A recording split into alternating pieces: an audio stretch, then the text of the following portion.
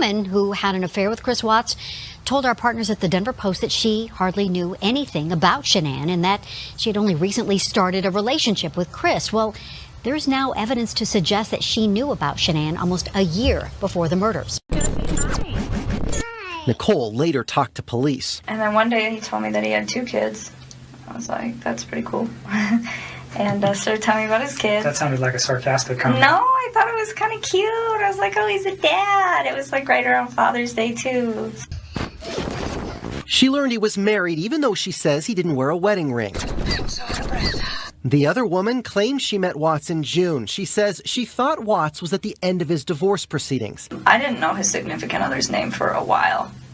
And then I think he told me his kids' names pretty quick. This one is Chris Watts. Chris Watts. But police had found her internet searches from the year before. Kessinger searched the name Shanann Watts in September of 2017. I didn't know his significant other's name for a while. By this June, Watts was hiding photos in a phone app that looked like a calculator. I mean, he just told me, he's like, we're housebroke all the time. I was just like, that's unfortunate. And I asked him, I was like, do you have 401k? And he was like, yeah. And I mean, the reason I ask him this is because if I get into a relationship with somebody, I want to know, like, what kind of baggage that they have. I think that's important. Am I in trouble because I deleted his text? You're not in trouble. Is it criminal? No. Well, in Colorado, destruction of evidence is a felony. Is there concern that you're hiding something? Potentially. You know, I'm worried about his wife. They're so little. And she's pregnant. Oh, and it's like, where's their mom? Say hi. Say hi. Cece likes the camera. Say hi, Cece. She loves the camera. Say hi. Hi. She loves the camera. I don't know if you guys saw her. And then there's Bella. Say hi. We got to get her dressed. We have a team meeting here in, I don't know what time it is, in like 45 minutes. Go in the ocean. I mean,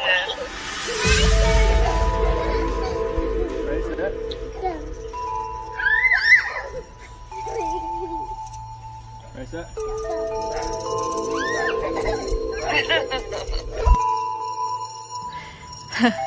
I was in a really, really, really bad place. And I got a friend request from Chris on Facebook. And I was like, oh, what the heck? I'm never going to meet him. Except I'm having a wonderful time. You mean a lot to me. And I'm glad that you're having a blast. I am so out of breath. he's the best thing that has ever happened to me. Nicole Kessinger turned out to have information that I can best describe as being a bombshell. It's hot.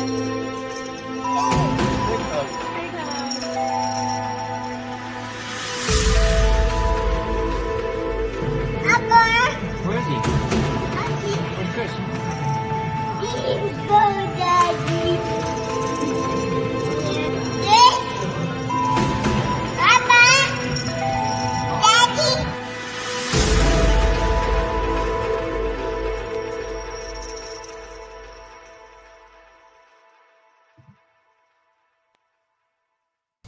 Nicole Kessinger did cooperate with police. She says she went to them when she started suspecting that Watts was behind his family's disappearance. Yeah, guys, police interviewed Nicole Kessinger, the other woman. She came forward to police about the same time that Watts' employer, Anna Darko, had found emails indicating a relationship between the two. Okay, everybody. Well, happy Friday evening and welcome back to Watts the Obsession True Crime. And it is a Watts the Obsession Friday night, date night Watts live stream that we haven't done in quite a while. So thank you to those of you who are here and so happy that you're watching. Those of you who are watching on replay and wherever you are, whatever you're doing, please, if you don't mind, hit the like. Like I said, I haven't done a live stream in a while and it will help to get the notifications circulating out there. So maybe some more of our true crime friends can join us. And welcome to all of you who are already in chat. I'm so happy to see you guys. And thank you so much, moderators, for everything you do. Members, subscribers, everyone. And if you're just checking us out, please hit subscribe. We would love for you to come back. So today we are going to be talking about the final 48 hours before Chris Watts did the unthinkable and took the lives of his family members, Shanann Watts, his wife, who was 15 weeks pregnant, his 4-year-old daughter, Bella, and his 3-year-old daughter, Celeste. We know this is such a tragic story that will forever be talked about and examined and investigated. And in part, that is due to the lackluster investigation that did occur contemporaneous to when the crime was committed, and a number of other things, many of them which we will touch on today during the live stream. So if we're going back 48 hours before this crime was committed, well, let's say we're going to, talk about just a little bit of Friday, Saturday, Sunday, and then it was in the early morning hours of Monday, August 13th at Watts, perhaps with the help of another before, after, or during, he took the lives of his family members, as I described. It's just a horrible, horrible thing. So if we go back to that Friday, well, let's just get right into it. We're going to watch a number of different videos, bringing different pieces of information to get a complete and clear idea of that final 48 hours timeline. I don't think there's really like one piece of content out there that does it fully. And guys, holy shit, the weirdest thing, excuse my French, shit, babies in the room. The Ultimatum 2 video that I dropped like 3 months ago, I was looking for it the other day because I wanted to pull a piece of it for something. And I was looking for it again today because it's very relevant to this. Guys, I am not even kidding you. And all I can do is tell you this is the freaking truth. That video is gone. It's not in my YouTube studio. It is not on YouTube. Please, if some of you can search in YouTube, What's the Obsession Ultimatum 2, please let me know if you find it. It is absolutely nowhere. I didn't get any notification from YouTube like, we took your video down, it doesn't meet our community standard, blah, blah, blah, like, all the things they say. It is just gone.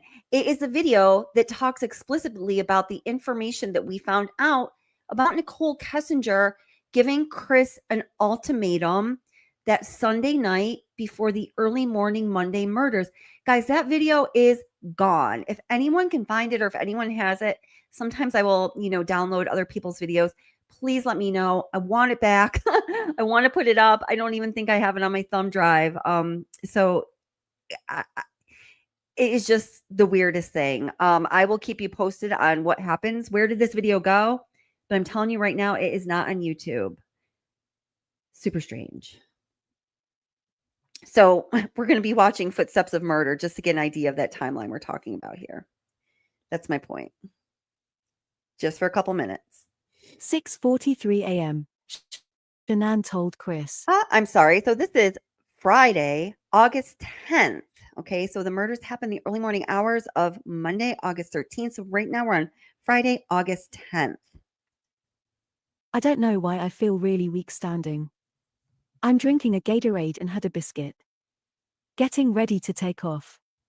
What time kids wake up? Chris speculated her weakness was from a lack of sleep. He told her that Bella just woke up and Celeste was still asleep. 7 a.m., Shanann received a calendar alert regarding her flight WN 972 from Den to PHX. 7:51 a.m., Chris texts Jeremy Lindstrom asking what time the birthday party was on Sunday, August 12, 2018. Jeremy replied, 1 p.m. 7:51 a.m., Josh Rosenberg texted Chris saying, "Congrats, buddy. Little man is a lucky boy." 7:56 a.m., Chris said, "Thanks, man." In Discovery it says Jeremy Lindstrom texted this, but it wasn't him, it was Josh. Chris would also have now known that Shanann had shared with Cassie the gender of the new baby. 8:03 a.m., not found in Chris's phone, but Shanann and Chris exchanged happy anniversary messages. 8:44 a.m., Shanann told Chris she just landed in Arizona. Cassie Rosenberg, Nicole Atkinson, and Shanann shared a hotel room while there. 9:05 a.m., Kessinger called John D. McCarthy, a lawyer in Arvada, and held a 2-minute conversation. Her call registers in Platteville. At work. 9:24 a.m., Chris asked Jeremy Lindstrom, "Do you think McKenna is available to watch the girls for a few hours tomorrow night? I won a raffle at work for a Rockies game. It's with people I don't know from work." Okay, so now, Watts is obviously setting up that he's going to, he's going to be going out to dinner the next night with his mistress, Nicole Kessinger, that they're going to go back to her apartment for some anal sex. Sounds like it was planned. So he's setting up the babysitter right now. And, rather than just saying, hey, I need a babysitter, I'm going to a game or whatever, he kind of makes up this extravagant lie, which I think is one of the many reasons Chris Watts is such a horrible liar. He has all of these details that just make the lie what it is. Just total outright fucking lie. But I haven't been to a game in a while where the kids aren't involved and only last an inning lol. Jeremy replied. Of course, and asked which house. Chris replied. I would say my house because the girls would fall asleep easier and all it would be watching the monitor.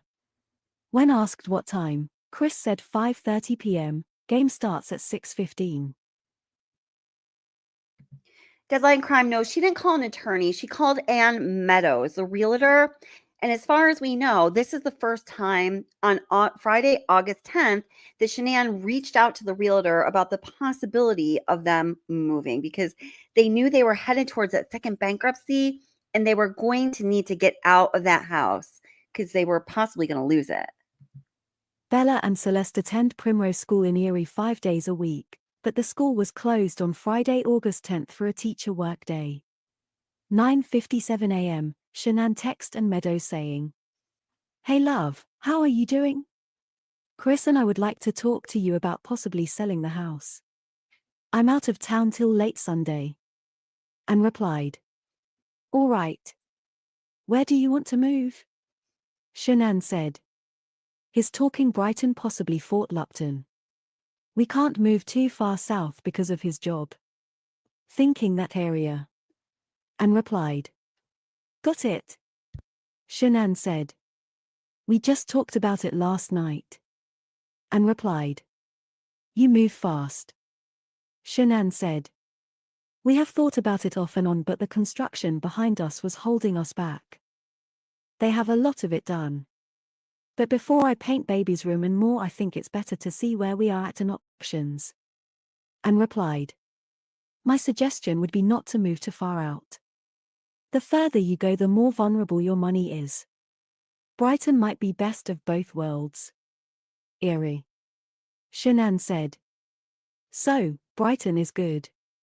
We don't want to downsize for same price we are paying though. And replied. I think it might be a better option than Fort Lupton. Keep in mind that when the market turns, the outer lying areas get hit first. Brighton might be your best bet. Shanann said. Okay, sounds good. Shanann sent a picture asking. Realtor.com best to look what's there? Or Zillow? And replied. Recolorado.com is the best spot. I will also send you a phone app. Shanann said. Thank you. And replied. Anytime. Between 10 o'clock and 11 a.m., Chris took the girls to the grocery store and to fix his eyeglasses, which had some cracks in the frame. Welcome to those of you coming in. Just so you know, right now They went to Target and also picked. We're going over the timeline. This is the timeline of Friday, August 10th, 2018.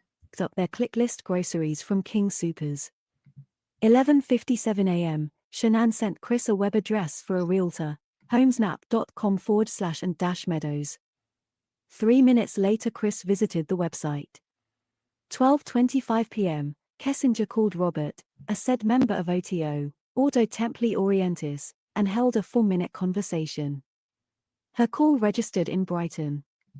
So for those of you who are interested in the idea that Nicole Kessinger was into dark things, dark magic, the occult, there you go. That's the phone call of her calling that person that is supposedly one of her spiritual mentors who is part of that, that's cult. She just said the name of it. I can never remember it, to be honest. But that is when that call happens.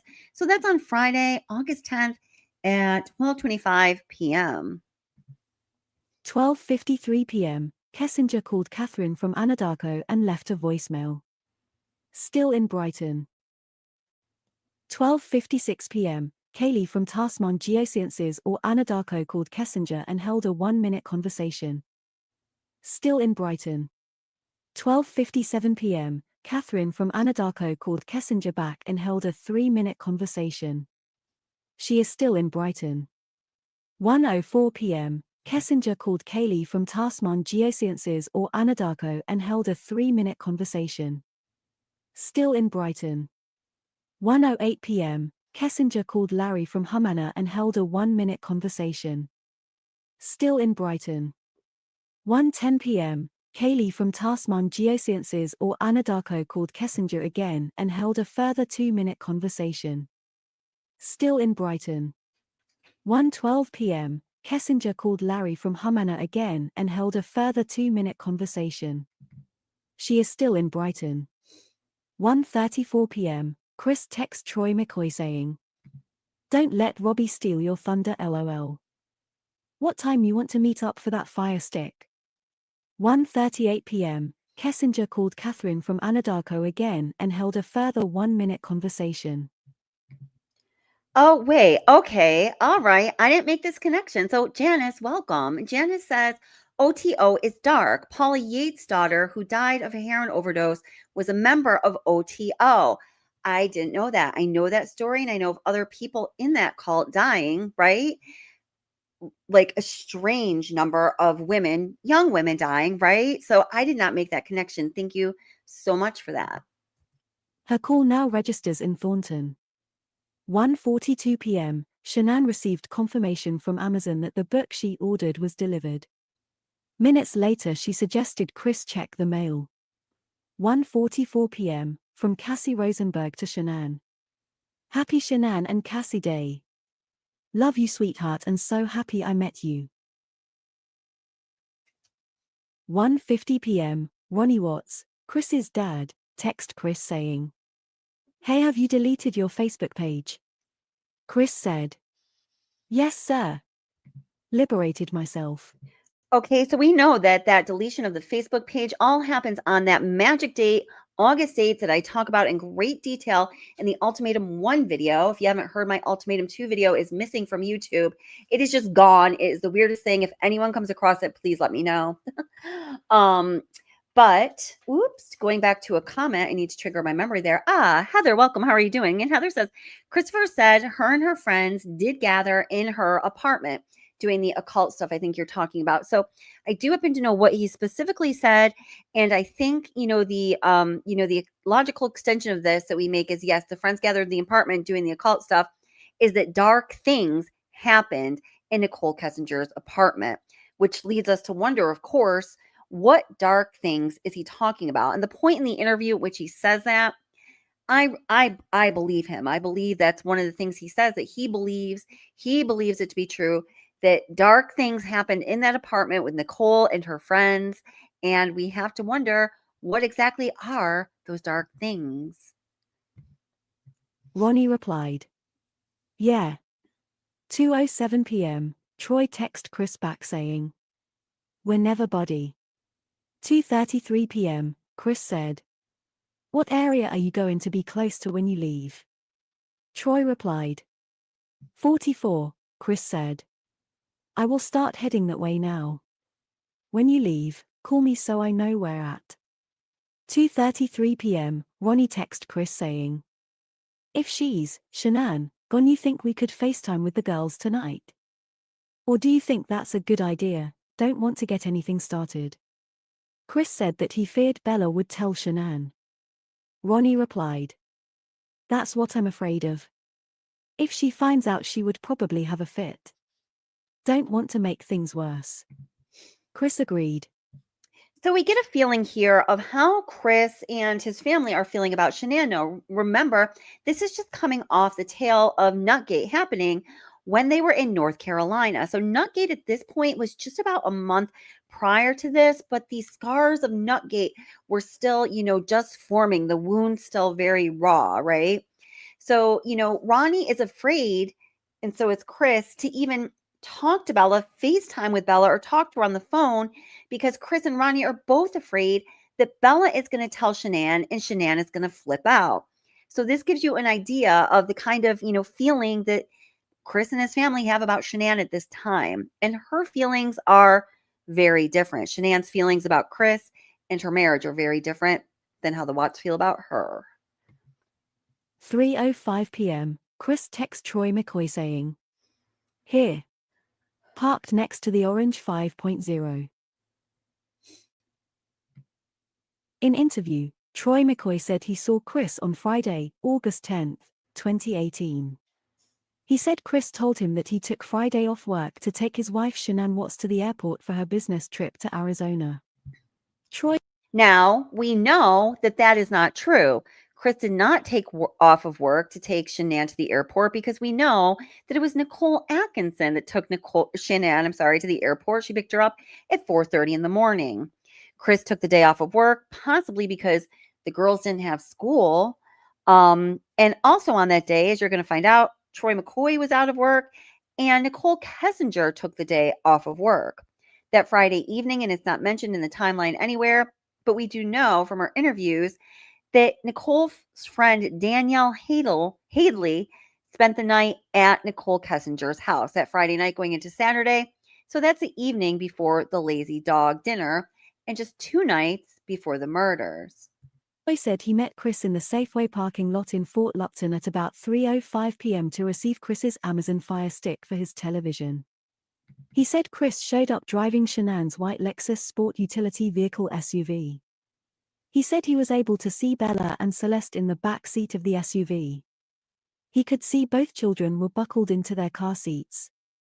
He waved to Bella and Celeste, and he could hear them laughing. He knows Bella and Celeste from past contacts with the Watts family. He said as he was talking to Chris in the Safeway parking lot he received a phone call from Cody Roberts, another Anadarko employee. Cody told Troy there was leak in the bypass line on the oil well at Survey 319. Troy said this leak was small enough that it could wait until Monday to be fixed. Troy said Chris overheard part of his conversation with Cody and Chris volunteered to go out to Survey 319 first thing on Monday, August 13th, to fix the leak. He did not think this was unusual for Chris to volunteer to go out and fix the bypass line. Troy said he did not see or have any contact with Chris again until Monday, August 13th, about mid-morning at the Survey 319 site. It was of this meeting that Troy says in his interview that Chris was parked next to an orange Mustang. Of which he claims, "I think it was one of the ladies that well, it looked just like one I used to have." Did you talk to No, Chris sir. at all on the I didn't 12th? speak to him over the weekend. I seen him on Friday. Seen him on Friday. So that was the last time you saw him before the Monday. work week. Yes. Okay. I seen him on Friday, and he'd taken off Friday to take Shanann to the airport for Phoenix. Oh, okay. And then he told me he wanted me to look at his Fire Stick that he bought. I said, okay. So Oh, TV Fire Stick? Yeah, the Okay. Amazon Fire Stick. Sure. So before the workday ended on Friday, he's told me that he'd meet me at the Safeway parking lot there in Fort Lupton. And he showed up in their Lexus, and Bella and CC were in the back seat. So he jumped out, gave me the Fire Stick, and right after he gave me the Fire Stick, that's whenever Cody called. Cody Roberts, the operator of the Survey 319, and said that he thought there was a leak in the bypass line. And that's on 319, you said? Yes, the Survey 319. Yeah, okay. Yeah. Because that bypass line is now locked and tagged out because we done that Monday morning. Okay. Okay, so Bella and CC. Or CC. Yeah. CC were in the back seat. Yes, sir. And was Shanann? No, sir. Was she in the front seat? Her to the airport. You already took her there? Yes. Do you remember what time this was? I can look back to my text messages I gave you because he told me he was sitting by the 5.0. There was an orange Mustang sitting in the parking lot. Okay. I think it was one of the ladies that it looked just like the one I used to have because I had it red when I was telling you about that earlier. Yeah. So, and he's a huge Ford guy because he was a master mechanic. Yeah, I remember he said something about that. Sorry. No problem. Okay, thanks. Forward your link. You just sent it there. Okay, right here. It's at 3:05. Okay. Is whenever he sent me the text message. Here, parked next to the orange 5.0. Okay. So. And he's driving the white Lexus? Yes, sir. And Bill and CC were both in the back. They were buckled up in their car seat. And okay, I'm going to move forward a little bit. Some people find the Fire Stick to be suspicious. And we do know that Chris Watts talked about what he was doing with a fire stick to both Shanann and not to Shanann. He said no to the NFL package for cable in the fall. And he told Nicole Kessinger that one of the ways he was going to save money is to not sign up for that cable football experience, and rather he was going to use a fire stick. So he's having Troy McCoy jailbreak the fire stick so he can actually watch sports from Troy McCoy's fire stick and not pay for anything. So I personally think that's really what the fire stick is all about. But I do know that a lot of people find it to be suspicious. And it is weird that all three of them, Kessinger, Watts, and Troy McCoy, are off of work on that day. Do you want to just get something later? Addie replied. No, we are starved. But we can eat after 2 lol. I'm going to move forward a little bit. How do I find sops? Okay. Very upset. Bella asked repeatedly about Shanann while she was in our Okay, wait, hold it. Here we go. shows at the Comedy Works. Friday evening, Chris said he made the girls dinner and got them ready for bed. He did not call or FaceTime Shanann with the girls when she is gone because the girls would get very upset. Bella asked repeatedly about Shanann while she was in Arizona. Bella and Celeste would have a cry fest if they talked to Shanann while she was away. Bella and Celeste went to bed between 7:30 and 8 p.m. After the girls went to bed, Chris said he went downstairs and worked out in the basement. He watched Sports Center. He did not have anyone come over on Friday. 7:38 p.m., Troy texted Chris saying, "Quick question, how do I find sops?" 7:57 p.m., Troy said, "I found it." Chris said, "Seriously?" Troy replied, "I am sorry." Chris said, "Been trying to get Pulse Secure to load up." Troy replied, "I got lucky. LOL." Chris said, "Going to forward you the link. Don't delete it LOL." Troy replied, "Okay. LOL." Chris said, "Sent." Troy replied, "Got it, thanks man." Chris said, "No problem. I should probably just go they all the wells and set AF to 30 minutes since I have it open right." Troy replied, "That's what Brian would do. LOL." 8:07 p.m., Chris searched Google for Blue Agave Grill both in Denver and northern Colorado. 8:11 p.m., Chris sent Troy an image. Troy replied, "Classic."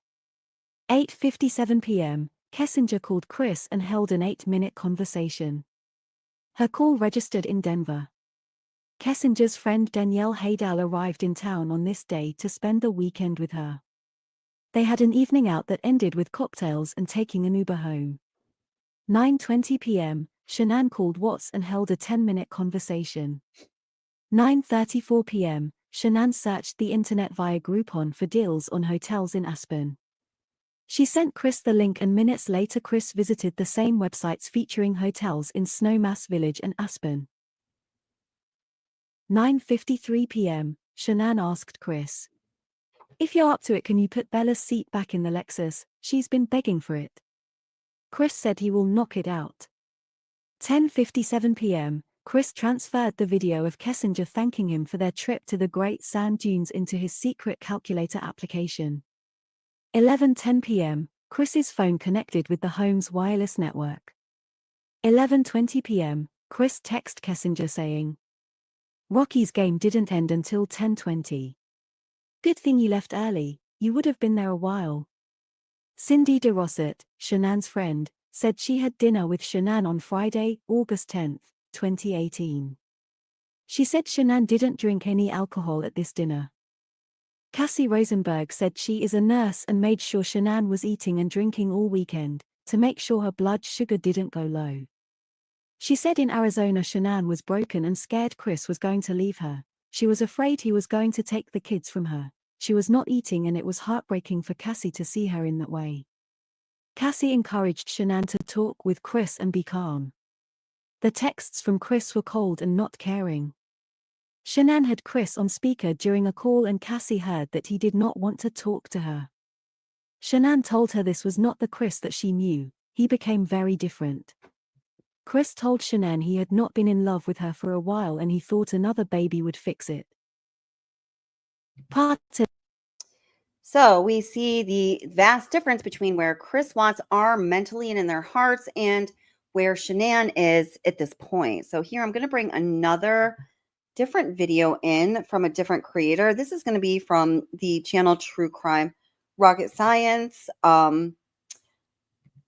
He's actually the first YouTube channel I ever watched about this case. It was when I was doing research for my graduate studies capstone project, and it was way before I even knew about YouTube or considered having a YouTube channel. I didn't even know his videos were on YouTube. I was really confused about a lot of things.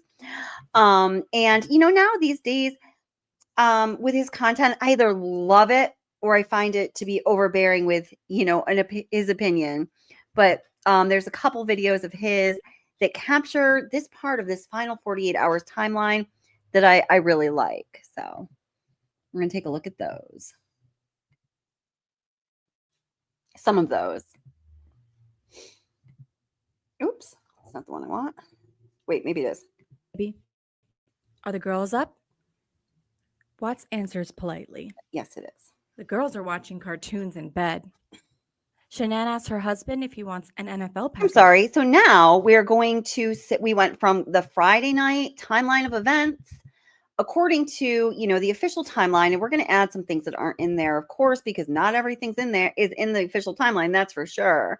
And now we're taking a look at Saturday morning, August 11th. So now we are just, less than 2 days from when the murders are going to happen. The second to last day of her life starts off uncharacteristically upbeat for Shanann. Good morning, baby.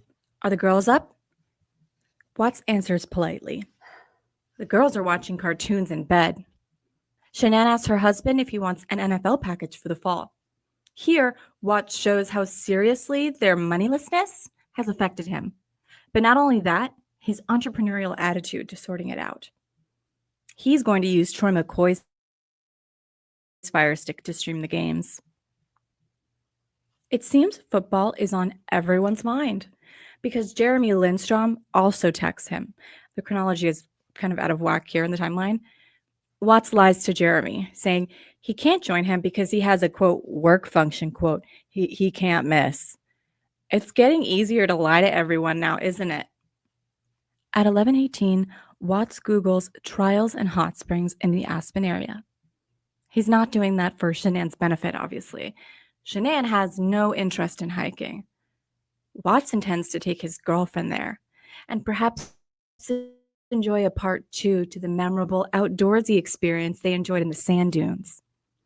It goes without saying that in Watts's fantasy world, he'll be able to take Kessinger to Aspen after Shanann and the kids are dead. She won't know that, of course, or so he imagines. In fact, by this time next weekend, not only will she know, all of Colorado and the United States of America will know exactly what's happened. I got nightmares in my head, I fear. Thoughts build up until I can't feel.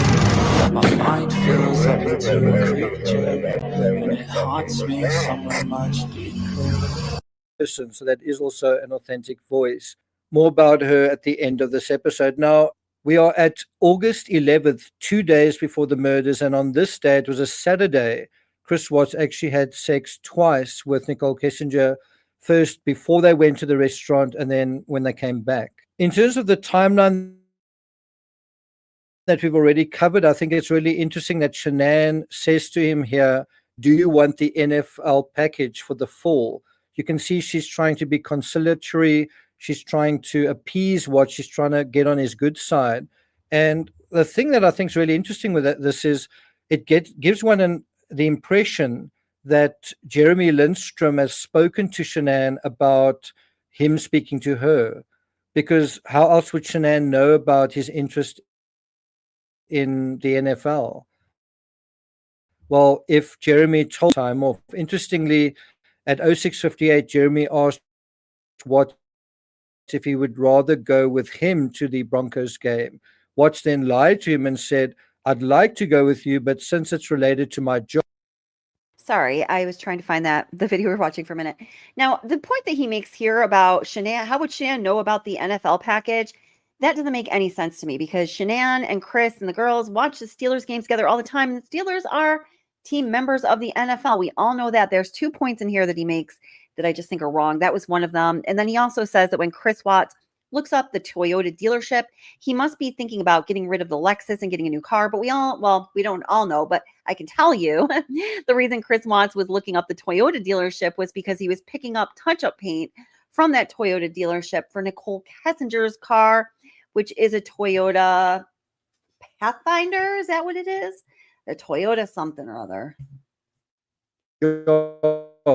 They will ask questions if I don't go. The other thing that's interesting is Watts says that he went to get a Fire Stick, to a streaming flash drive to save them money instead of streaming the NFL package.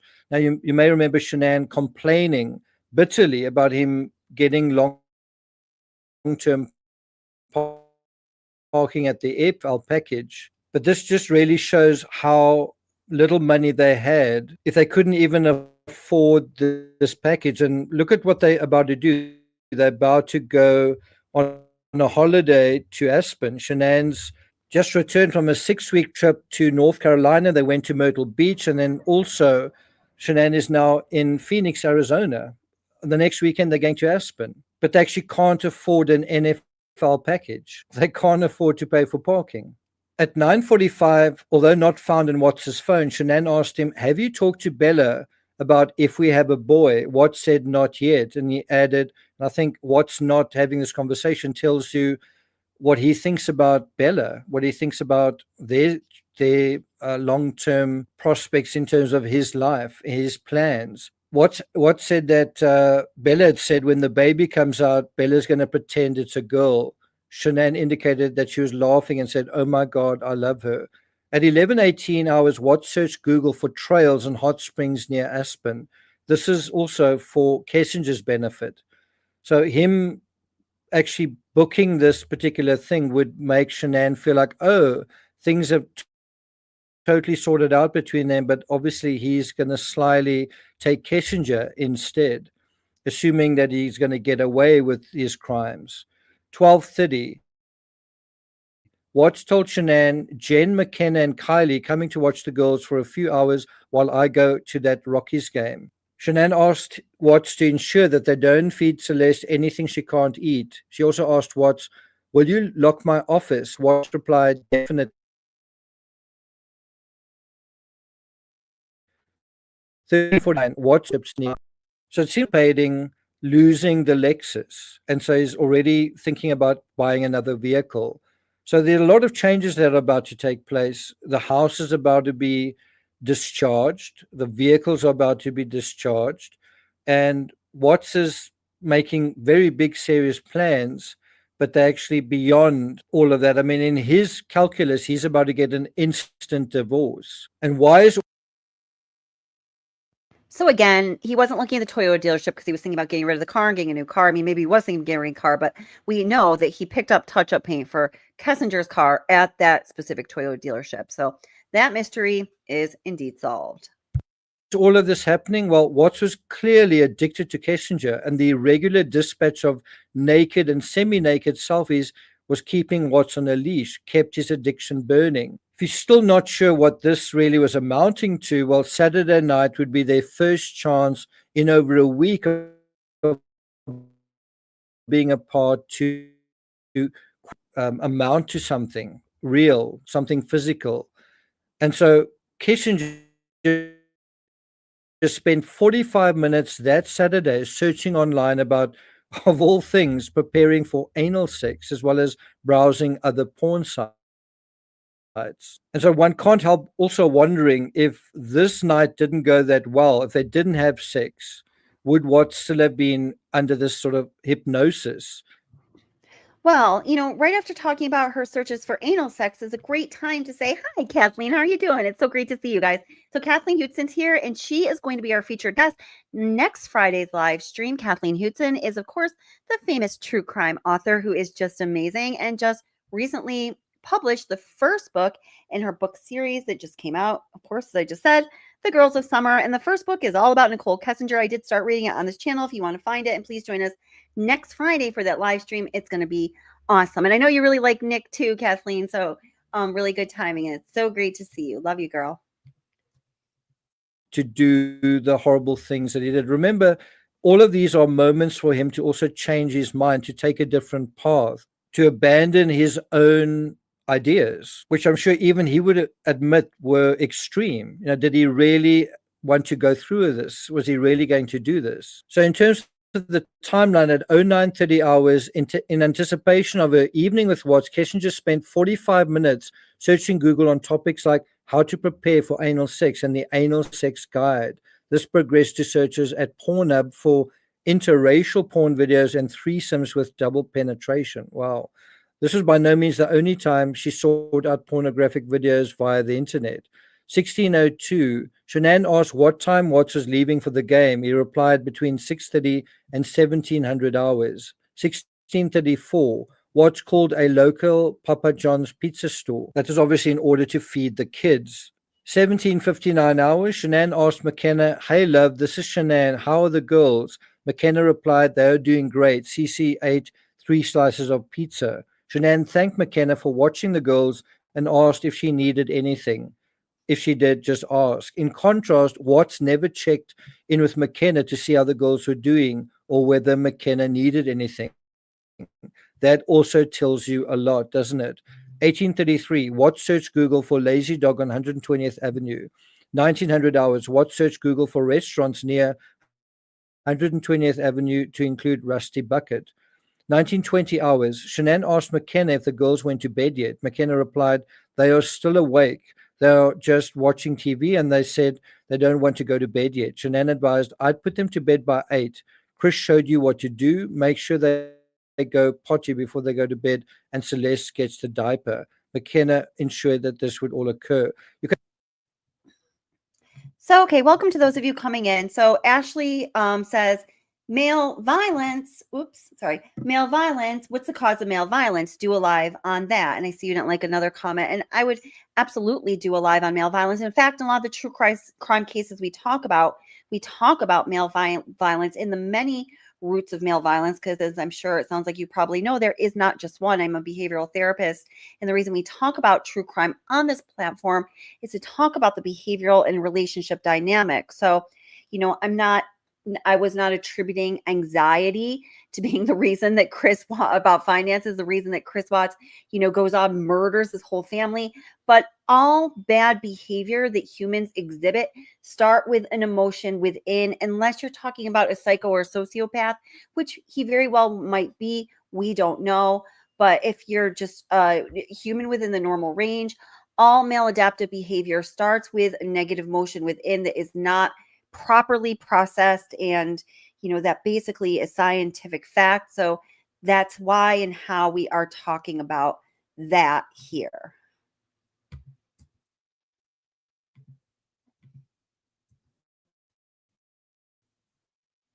You can actually imagine that would be to some extent the substance of Shanann's conversations with Watts when she spoke to him directly, what to do with the kids.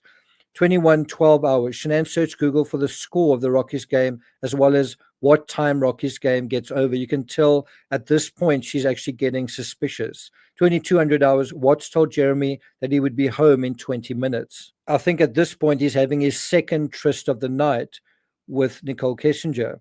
22:04 hours. Having concluded her evening tryst with Watts, Kessinger searched the internet on topics like Chris Watts, Shanann Watts, Ronnie Watts, and 2825 Saratoga Trail.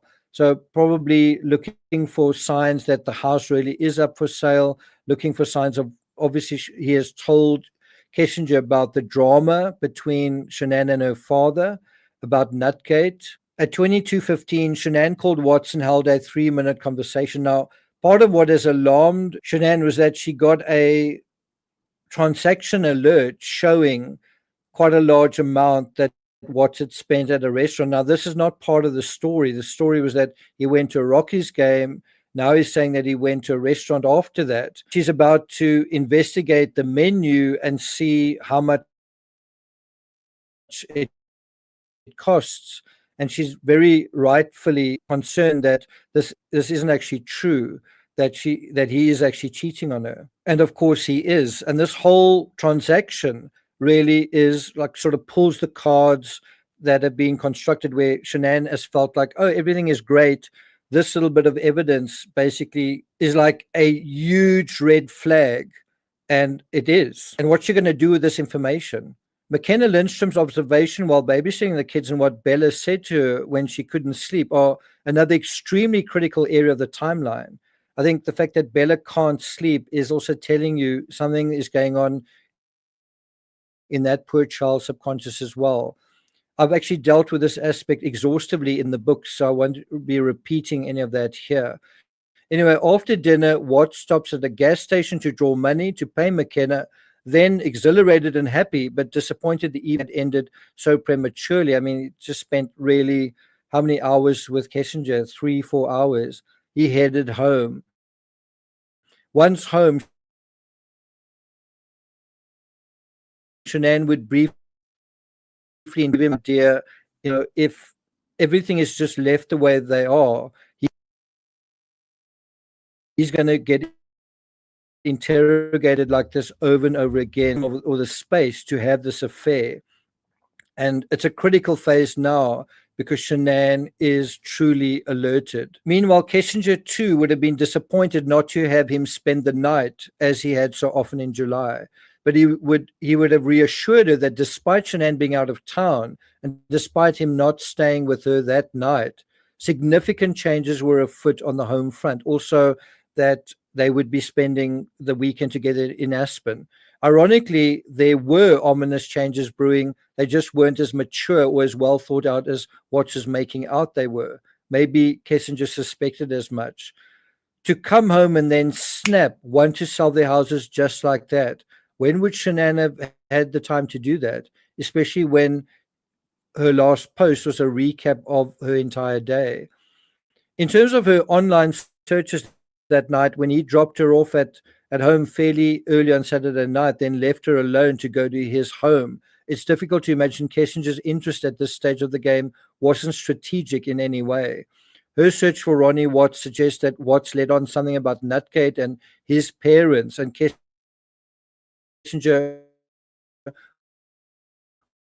wanting to snoop to see if she could see anything else that Watts wasn't saying. So you can see how the people are getting suspicious.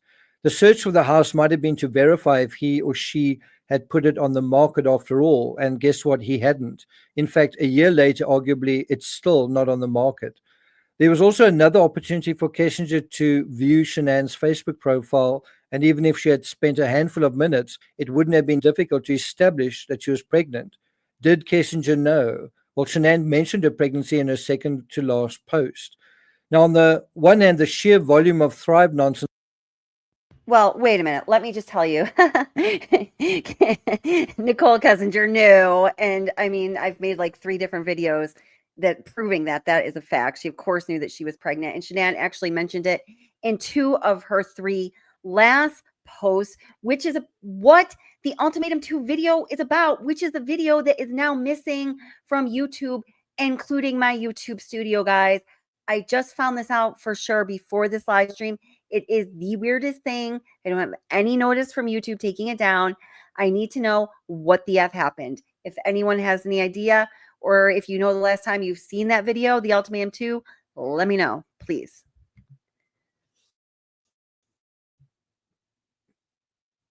Was sufficient to muddy a cursory glance. On the other hand, which mistress would give her rival just a cursory glance online?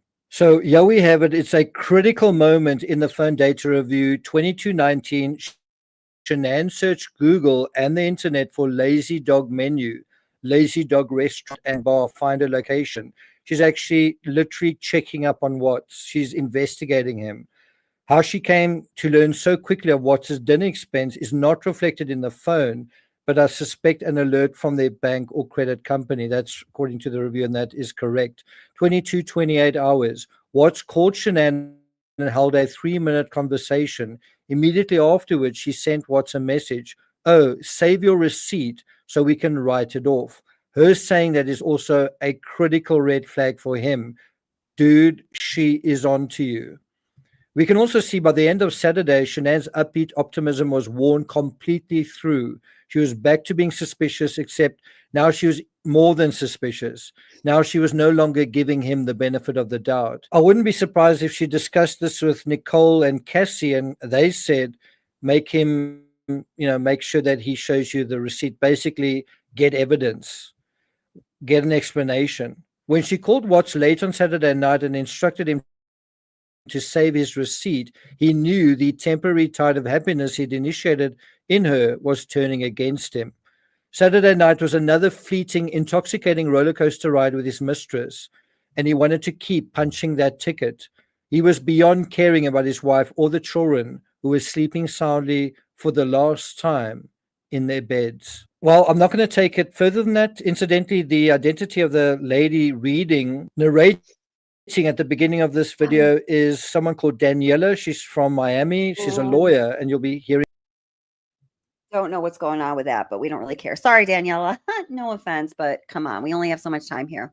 Okay, so I'm going to bring in another video continuing this discussion, and then we'll discuss it together. And this is also, yes, from True Crime Rocket Science. This was actually the video that I really liked and wanted to play for you. So I went back and saw what the one before was, because it seemed like he was doing the timeline in somewhat chronological order, and he was.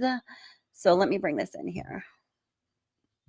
Welcome to everybody coming in. I'm so glad you guys are here. And so Heather, you talk to Chris. You do. Would you like to share anything about that here on the channel or with me? I would love to hear about it. If you don't want to, that's okay too, but I'm definitely, of course, interested.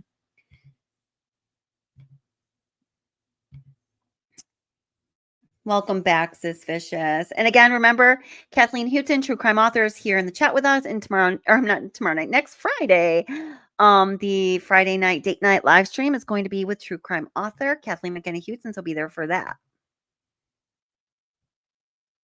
A way to make it work. Oh, yeah. And please, guys, do the thing. Hit the like. Fortunately, Watts feels exactly the same way about Kessinger. He absolutely has to find a way to make that work, to keep things going. Okay, here we go. It's easy to imagine that after Saturday night, the game was up. Shanann had busted Watts, and there was going to be hell to pay when she got back. But if you thought that, you'd be wrong. Remember, Shanann's pregnant. No matter what's going on with her husband, she absolutely has to find a way to make it work. Unfortunately, Watts feels exactly the same way about Kessinger. He absolutely has to find a way to make that work, to keep things going with her. And so what we have here, just one day before the murders, is an inevitable conflict brewing.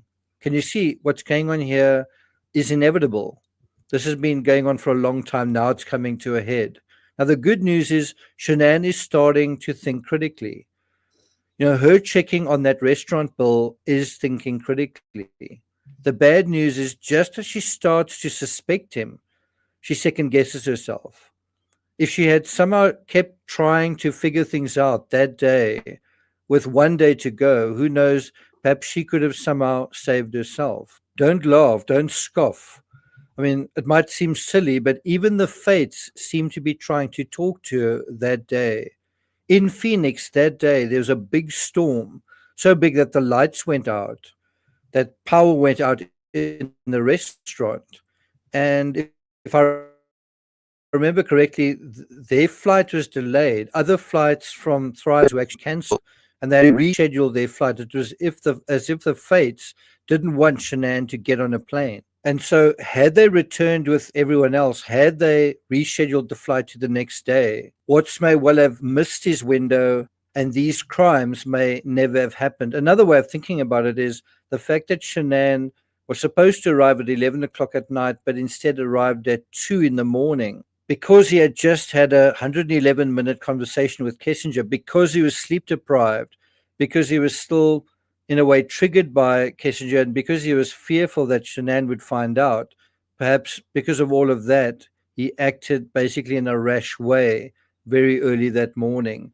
And the family annihilation started actually with Shanann. I got nightmares in my head, I fear thoughts build up until I can't feel that my mind fills up into a creature and it haunts me somewhere. I'm going to play through this part. He's just promoting his books and stuff. And since I'm playing his video, let's just let that happen. His books are very good. Much deeper. I got nightmares in my head, I fear. Hello and welcome to True Crime Rocket Science, the most authentic voice in true crime.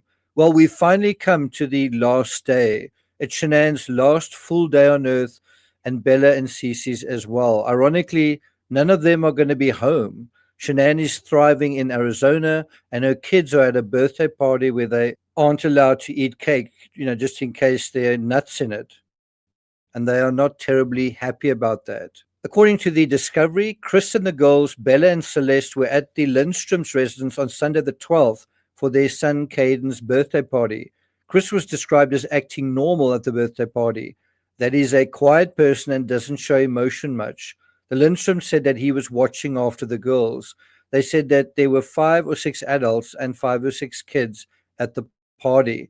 Now, to them, they thought Chris was acting normal, but actually he wasn't acting completely normal, and we'll see why in a second. But before we get to that, if you haven't subscribed to the channel, please do. If you are familiar with all my videos on this case, you might want to try reading the books, which provide a much more comprehensive and consistent narrative with far more insights than these videos. You might want to have a look at the link that I provided in the description. Also, for those who watch until the end of the outro, I do try to change the outro with scenes from travels all over the United States, all over Europe as well, France, Portugal. Bear in mind, I investigated crimes in Orvez, as well as I've also visited Tenerife. So you might want to stay tuned, because we do try and change the outro for every video. If you've enjoyed this 21 episode series so far and you've never hit the thanks button and you want to show your appreciation, now's your chance, and let's get started. So one can imagine Watts at this birthday party, seeing a lot of kids running around, having his own childhood perhaps awakened and his own love for children triggered. This is yet another scenario that might just soften his heart, the laughter of children, the spectacle of children having fun. But will it? And if it doesn't, why doesn't it? Well, we'll attempt to answer that question in this analysis. Now let's drill down into the events of August 12th, that final day, starting at 07:32. Not found in Watts's phone, Shanann sent him a message, "Good morning, baby, love you." 07:58, Shanann told Addie, "I got a lot of work to do today and this week. Next weekend, I'm going to go MIA while away with Chris in Aspen." Think about those words. I'm going to go MIA. 08:09 hours. Shanann asked how the girls were. Watts said that they were good and drinking a shake. Shanann replied, "Miss you guys. Give them kisses for me." Watts said he would, and Shanann told him to have a great day. He reciprocated. 08:11. Josh asked. Okay, so let me clarify this, because you guys are all talking about in chat now. So Heather, I hope it's okay that I'm saying this, because you told me that you were going to send the letters and I could, let them know what they say. I'm assuming this is okay. So Heather Brunner is in the chat, and she is a priest who communicates through letters with Chris Watts. And have you visited him yet, Heather? I'm not really clear on that. And so people are reading that or asking her a lot of questions. So if you did want to come up and talk, you're certainly welcome to, Heather. But I just wanted to address that and kind of ask all of the questions that that the people are asking. Do you want to come up and talk? I'm not with the sure. If the sure was to you'd like to come up and talk, I'm just going to put the link in the chat, and you can use it and come up. We'd love for you to come up if you wish to. There you go. And thank you so much, Heather. Appreciate it. Asked Watts if he was truly all right with Josh and his family staying with the Watts family when they move. That's when the Rosenbergs moved. They were going to move via the Watts home. Watts said, "That's cool, man." Watts went on to describe the finish of the Rockies game. It was epic. 08:35, Shanann told Eddie, I need to do better with my calendar. I don't block out family time. I fill in family time. He, meaning Chris Watts, said to me last night, it has nothing to do with the business, though. Eddie said that she thought that this could have been the issue and insisted Shanann make more time for the family. Shanann replied, no, I agree. No, I think it's itty-bitty things. I sometimes can be bitchy, and he gets that side of me. I know I tend to make him feel like he isn't able to do things because I have control issues. He said the other night that he wishes I just let him hang up a picture. So there, Shanann herself is saying, I have control issues. Thinking globally, do you think this is really what Chris Watts wants, that he wants more Shanann to make more family time with him? Anyway, 0900 hours, Shanann's calendar had entry titled Talk, scheduled for a particular time and date. Now, it's unclear whether Chris Watts would have seen that entry as well. If it did, it probably would have given him chills. Now, is Shanann right when she says it's itty-bitty things that are the problem in their relationship? I think she's right in a general sense, but not right here. Not right here on her last day. I think itty-bitty things eventually become being severely financially stressed, for example. That's not itty-bitty. It's interesting that Watts apparently said to her, it has nothing to do with the business. I think that's because he wanted her to go to Arizona. I think he, in his heart of hearts, believes that it had a lot to do with the business. What do you think? Did he approve of her making money as an MLMer or not? Then she says, sometimes I can be a bit bitchy. You can see that Shanann is doing some self reflection and even being a little self critical in the final hours of her life. Now, many people following this case have given me a lot of grief for the slightest comment about Shanann that isn't positive.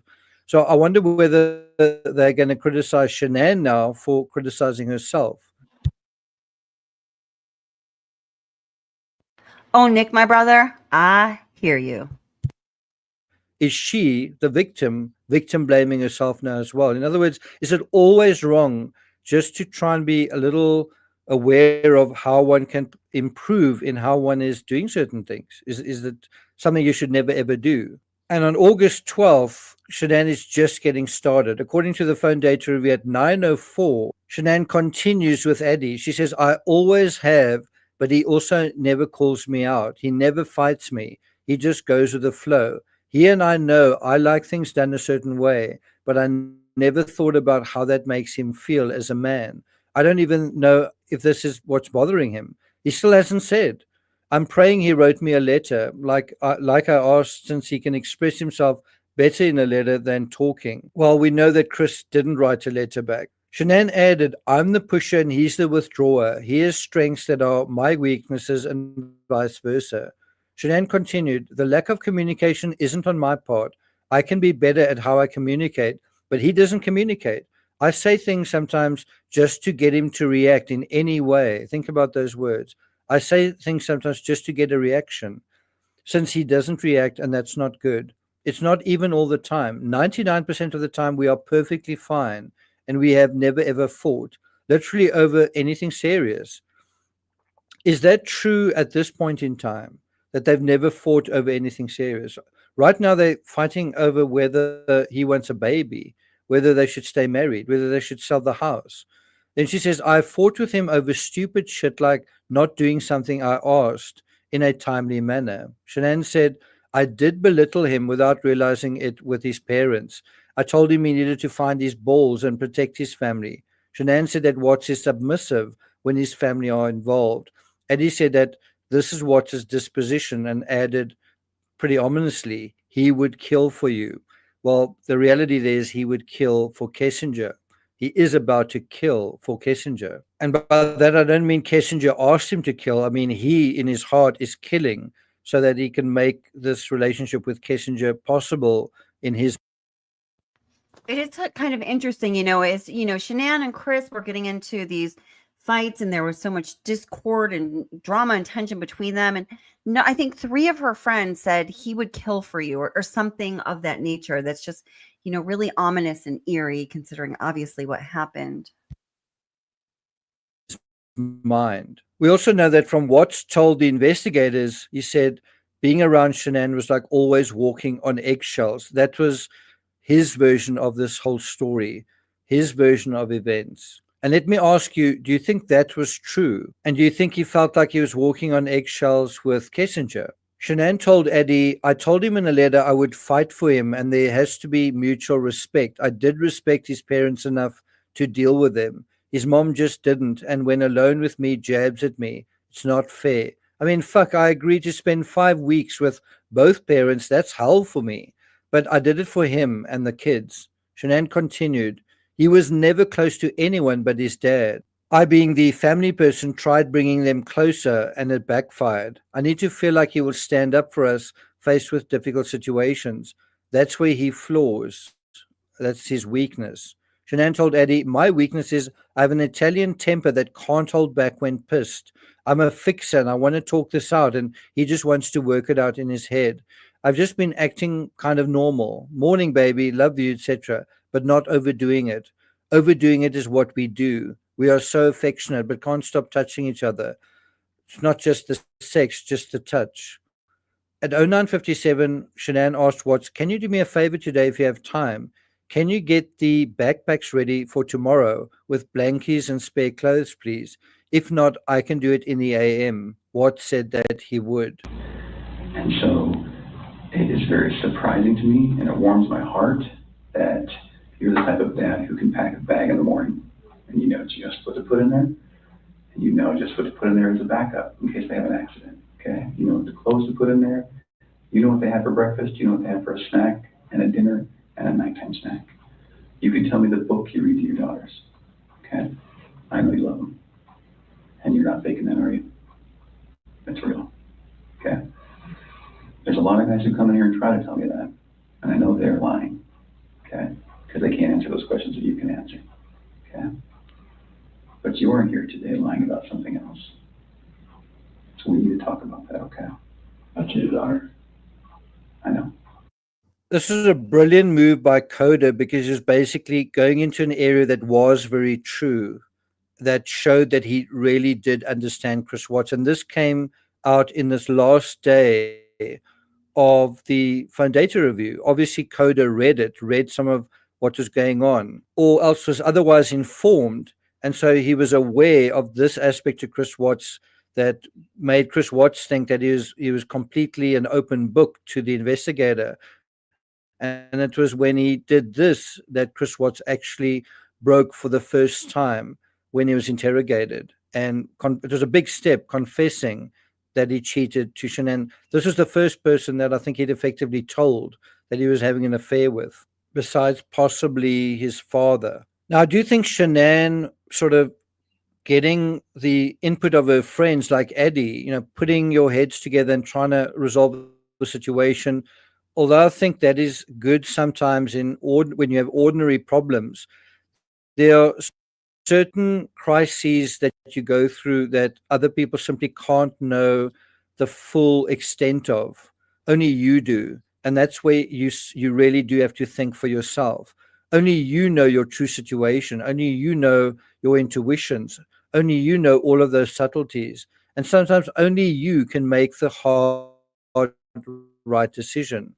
And so where Shanann says, my weakness is that I have an Italian temper, aren't we allowed to talk about Shanann's weaknesses? And doesn't that mean Shanann isn't allowed to either? And so by the same token, if we can go into this area in a criminal case, maybe we can go into the same area in our own lives, deal with our own weaknesses, address our own shortcomings. So the point is, when we examine the timeline, we the living ought to be allowed to think critically. Thinking critically doesn't mean criticizing. It means evaluating what we know and finding better solutions, better answers than the people in this story.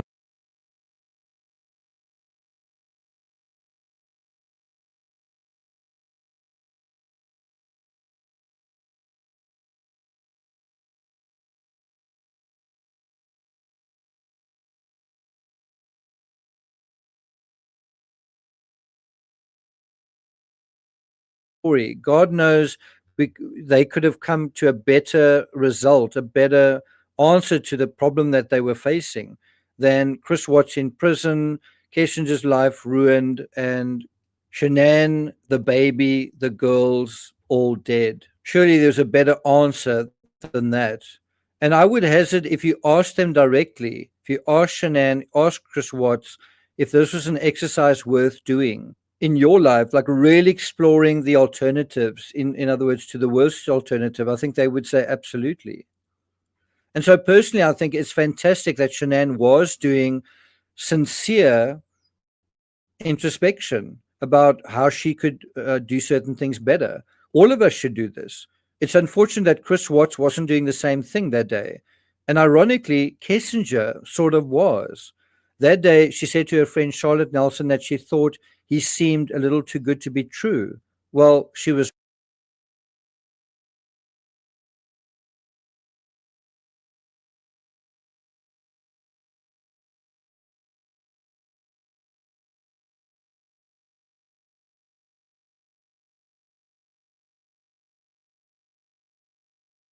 Oops, I'm sorry. I was muted. Shit. Okay. So I'm going to come back to that. Sorry. But if we're going to talk about Nicole Kessinger's communication with Charlotte Nelson, it's really important that we include this fact about the communication with Charlotte Nelson in that conversation, or else, in my opinion, we're not having an honest conversation, which is all we ever try to do on this channel. So listen to this. She just like, yeah, and she just is like freaking out. And finally, I just told her, you know, getting mad at me is going to bring your dad back. And that is when she chilled. Okay. Well, she kind of went on another rant, but it had nothing to do with Chris. And then she apologized to me this morning for being drunk and sad and hungry. Her dad died. What other new information? Okay, so I want to clarify about the dates of Nicole Kessinger and law enforcement's communication with Nicole Kessinger's best friend, Charlotte Nelson.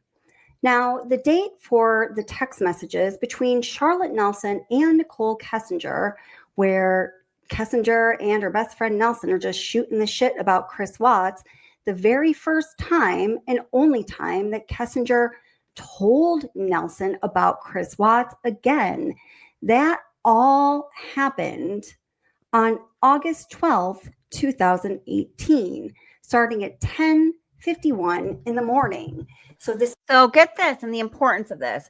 The first time, according to her and according to the phone records, Nicole Kessinger told Charlotte Nelson, her best friend, anything about Chris Watts was on, well, read the screen, August 12th. First and only text to her bestie about Chris Watts. Guess what? August 12th was what? The day before, hours before the murders. This is just less than a day before, just hours before the annihilation of Chris Watts' family. Now, the details of this message have to do with a lot of sexual detail and talking about, Kessinger's not so comfortable with the fact that he's already married with kids. Yeah, doesn't know if he's the one. Would like to maybe find someone she could do all of this, with for the first time. And I will leave a video in the description box again to a video that has those communications all fleshed out in detail. Now, the follow-up conversation between Kessinger and Charlotte Nelson happened on August 21st, 2018. Now, that was the very same day Charlotte Nelson's father died, and I confirmed that was the day that he left for the other side of heaven. The obituary is a matter of public record. I'm not going to show it here because I feel like that would be a privacy breach for this poor man. But her dad absolutely did pass away on August 21st, 2018. And that is the second time when Kessinger and Charlotte Nelson communicate about this Chris Watts matter. Well, it seems it must have been very urgent for Kessinger to say something to Charlotte about Chris Watts on that day, because after all, it is the day that her dad died. My God, couldn't you have reserved the conversation for another day? Well, apparently not. So it wasn't until September 5th, 2018, that Stacey Galbraith, the agent assigned to Charlotte Nelson, was asked to contact her. She did reach out to her. She didn't get a hold of her or any correspondence from Charlotte that day. And Nelson got back to her the next day on September 6th. Nelson says this: "Hi, Agent Galbraith. This is Charlotte Nelson. I'm looking through my phone." Okay, I'm sorry. I let that go a little too long. So, all right. So let's go back to Nick from True Crime Rocket Science at his video. But I just wanted to point out that I think it's really important to talk about, if we're going to talk about those messages between Charlotte Nelson and Nicole Kessinger, we need to point out that the first time that Nicole Kessinger told Charlotte Nelson her bestie about Chris Watts was just hours before the murders. Pretty crazy, right? Enough coincidences, make something more than a coincidence.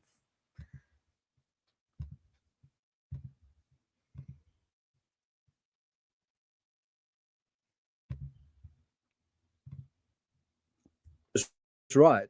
Let's have a look at those texts. And so bear in mind, these texts are being exchanged while Chris Watts is sort of preoccupied at the party. Charlotte Nelson, Nicole Kessinger's best friend, texts her at 13:45 hours on the 12th. How old is he?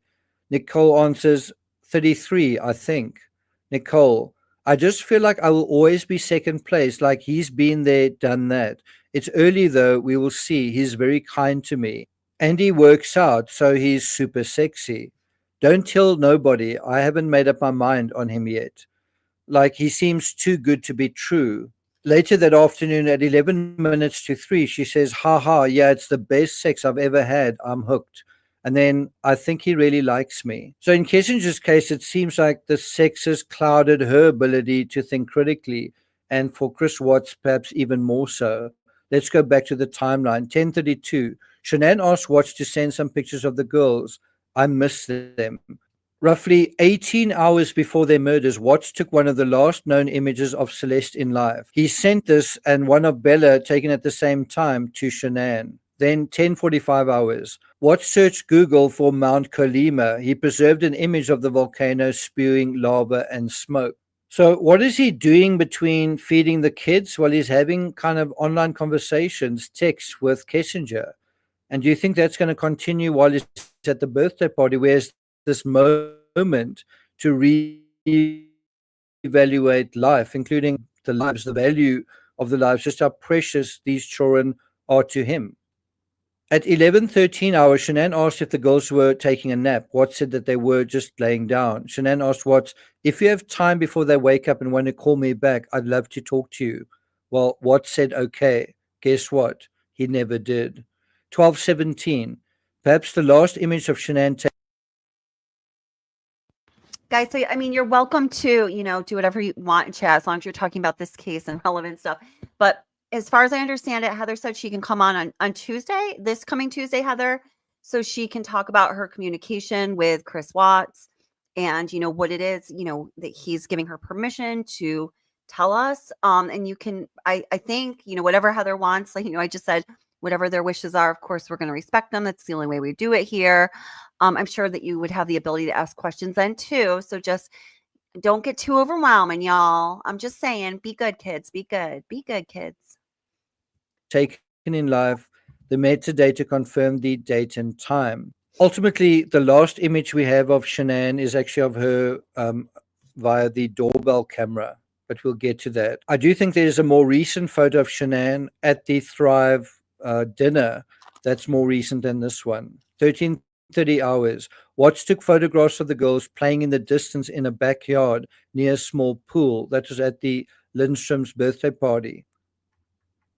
But of course, his focus isn't actually on them, although he seems normal to the people around him. When he's looking at his phone, they're probably assuming he's texting Shanann. But, just like he was at the trampoline park in Myrtle Beach, he's distracted. He's stealing the odd text with Kessinger. And if anything, it's a bummer. It's a drain on him to be here with them rather than where he's absolutely yearning to be with her. According to the discovery, we are aware that there was some drama at the birthday party. Towards the end of the party, Celeste fell in a swing set in the backyard and Chris had to comfort her. And Celeste said that she wanted a blanket. Jeremy and Jennifer said that Chris has always been good with the girls. They described him as a mellow guy. And so perhaps that's where he decides that he wants them out of the picture as well at this birthday party. The babysitting thing is just too much work, too expensive. I'm talking about hiring a babysitter. and takes too much time, when he's got to look after them. The Google search at 10:45 for Mount Kalima was also obviously related to Kalima. We see more of this as the day continued. What's thinking about her? He also Googles Dead Sea Scrolls. I just have to read this. So Heather says, about Chris Watts, Chris grew up very confused and scared about God and religion. I always figured that was the case because I did as well. I grew up going to a Catholic church. My father was Catholic, went to church every day. His entire adult life, I kid you not. We'd go on vacation, he'd have to find a Roman Catholic church to go to. This is like not a joke. He had to get communion every day. That was that. My mom was agnostic, so it was already very confusing, but he took me to the Catholic church and I just would see, the images of like the Passion of the Christ around the church. And I thought if I didn't go to confession or if I didn't do the things right, that was going to happen to me, that I was going to get like nailed to a wall or something. I was just very young and scared and nobody explained to me and I didn't understand. And God and religion were so scary to me.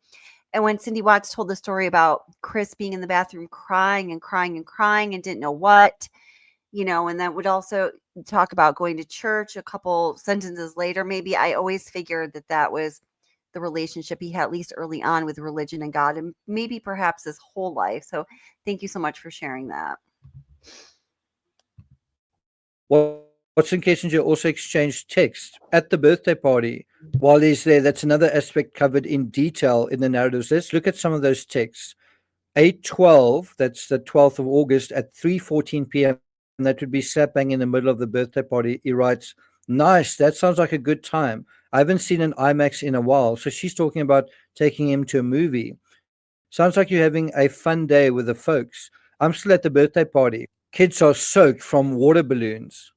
Then almost an hour later, he texts her, "Been pounding fruit and had a whole jar of asparagus. He didn't smoke any barbecue this time. He did hot dogs, so I did the fruit and veggies." At some point early in the day, Kessinger texted him, "No, you can't buy the scrolls. Dude, the Dead Sea Scrolls are some of the oldest, most important writing in the world." At 14:46, we see another message from Ronnie Watts in the phone data review, the second in 2 consecutive days. But what about their correspondence before that?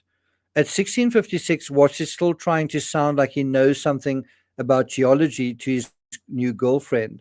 Again, this is where his head's at. At 15:56 hours, Shanann asked if the girls had fun at the party. Watts said that they were still there and they were having fun. Shanann replied, "Good, I'm glad. Okay, love you." Watts did not respond. 18:44 hours, a photo was created in his image file documenting the temperature setting in the refrigerator. 18:47 hours, a photo of 4 chicken breasts on a barbecue grill was created in his image file. 17:06, Watts told Cody Roberts, his co-worker, "I have the whip checks for the Service 629. I'm going to go straight out there from my house in the morning. I will look at the 319 as well and run the 1129 if you want." So there we have absolute confirmation that at 17:06, at 6 minutes past 5, Watts has not only decided to murder his family, but where he's going to put their bodies. In other words, this happens immediately after he comes back from the birthday party. So in a way, it's almost as if the birthday party is where he's thinking about murder, the practicalities of it. Where is he going, what he's going to do with their bodies. And he's thinking about this because the clock is ticking. As far as he knows, Shanann is going to be home in 6 hours. And so at the very last moment, he's starting to plan the murder. And bear in mind, he chooses the well site more for the kids than for Shanann, because Shanann he buries in the sand. The kids are put into the oil tanks. And so he's literally already decided that part as well. Now, if Cody Roberts had replied, "I'm going to do it, don't worry about it," it's another possibility that this crime may not have been able to take place. But instead, at 17:20, Roberts replies, "I was going to head out there first thing tomorrow to check out the 319. Did Troy talk to you about what I had found there Friday afternoon?" So basically here he's saying, I'm going to actually do it. At 17:23 hours, that's 3 minutes later, Watts answered, "Yep, I was standing right next to him. I was giving him a fire stick to cat. Search Google for the Dead Sea Scrolls. So again, in between really planning the nuts and bolts of this murder, he's basically thinking about how to talk to Kessinger and how to respond to some of her questions and comments. 1809 hours. And that's really when it's carved in stone, really. Roberts responded, "All right, sounds good, man. I appreciate it." Meaning you can go out to 319 by yourself that morning, first thing in the morning. And guess what he's going to do when he does that? He's going to hide the disposal of his children, of his family, in this, just going to the work site. And in a sense, he succeeded because no one could imagine or believe what he had actually done. As far as the investigators were concerned, for a good long while, the family had simply disappeared. Cody Roberts goes on to say, "I can let you know in the morning and let me know if you find anything at the 319. If not, we may pressure test that BP line and see if it's leaking underground." 1946 hours, Shanann asked, "Hey honey, kids in bed," and asked for pictures. Watts replied, "Bella just back in bed." Shanann noted, "They must be exhausted." Ominously, Watts resent the images from early in the day at the dinner table, and then he added this image taken late in the day at the birthday party, the last known image of Bella in life. And I must say, when I first saw that, I thought, at this point, I'm sure that the girls aren't alive anymore, especially because he ended up having this 111-minute conversation with Kessinger, and he probably didn't want to be overheard by his own children. In any event, now the fates are really working. It's 1954 hours. Shanann tells Watts the power went out during dinner with Cindy and Addie before the airport. And then she sent a photograph of the darkened restaurant. She commented on the photograph just sent, "Great job on Bella's hair." And Watts replied, "That sucks." Yeah, she cooperated. Shanann explained, "Really bad dust storm, rain, thunder, and lightning." Shanann said that Cindy bought their dinner. Shanann concluded, "Praying it doesn't cancel flight." Addie's flight was cancelled this morning. 20 hours. Shanann called Watts and held a 9-minute conversation. Revealing how their talk went, immediately after this call, she told Watts, "Sorry I bothered you. I just wanted to talk to you." Well, Watts is really done. He is at the point where he's about to commit these murders. He's decided to do it. And what he really wants to do at this point is talk to Kessinger. He's also frustrated that he can't be spending the night with her. 2031, Shanann told Addie that she can call Chris about Jack. He's up. And so at 2033, Shanann told Watts, "Thank you for taking good care of the kids this weekend so I can learn and work. I appreciate it." 2045 hours. Watts returned a missed call to Addie and held a 16-minute conversation. Moments later, he told Shanann, "You're welcome. I just talked to Addie."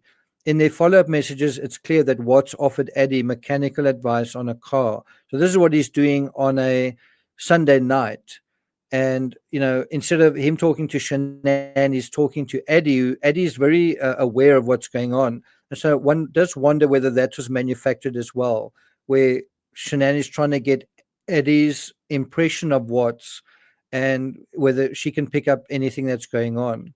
2109 hours. Shanann asked Watts, "What kind of vegetables do you want with dinner tomorrow?" Watts replied, "Green beans." Shanann said that she would buy them tomorrow at Costco along with other items. Of course, that would not happen because this was her last today. There would be no tomorrow. Shanann soon told Watts that she was ready to come home. "I'm ready for bed."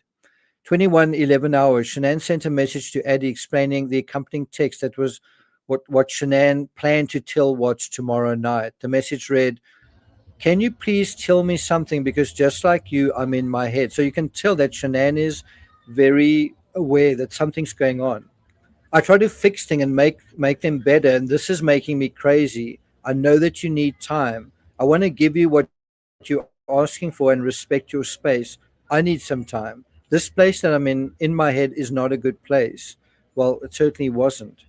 "It is not healthy for me or Nico. I need you to help me, or help me help you. I need you to give me just a little bit of what I did or didn't do, so that I'm not going crazy in my head or figure it out." So she's saying, "Please tell me what I did wrong or what I didn't do. I know I can't fix this by myself, that we are going to have to work together." So again, yes, she's thinking critically at the very last moment that night.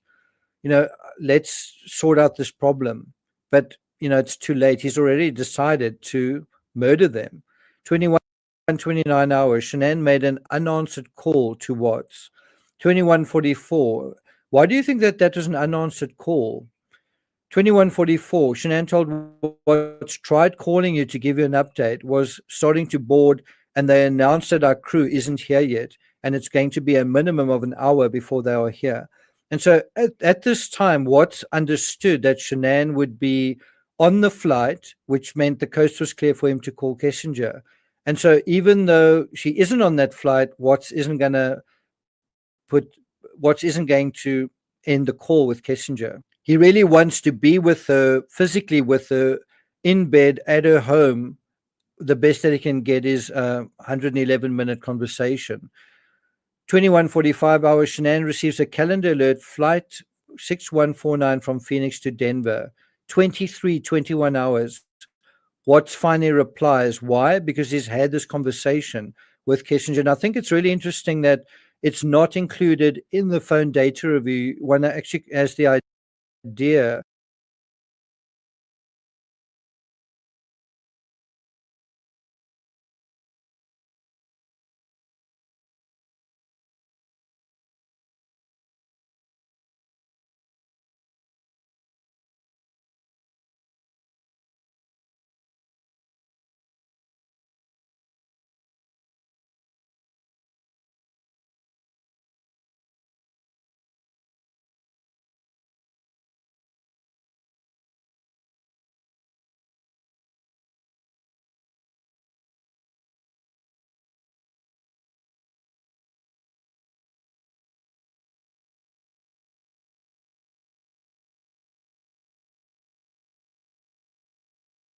either that this was an error made by the compilers of the phone data review, or that they purposefully left it out in order to protect Kessinger from accusations and fingers pointing her way, right? It seems like they deliberately left it out.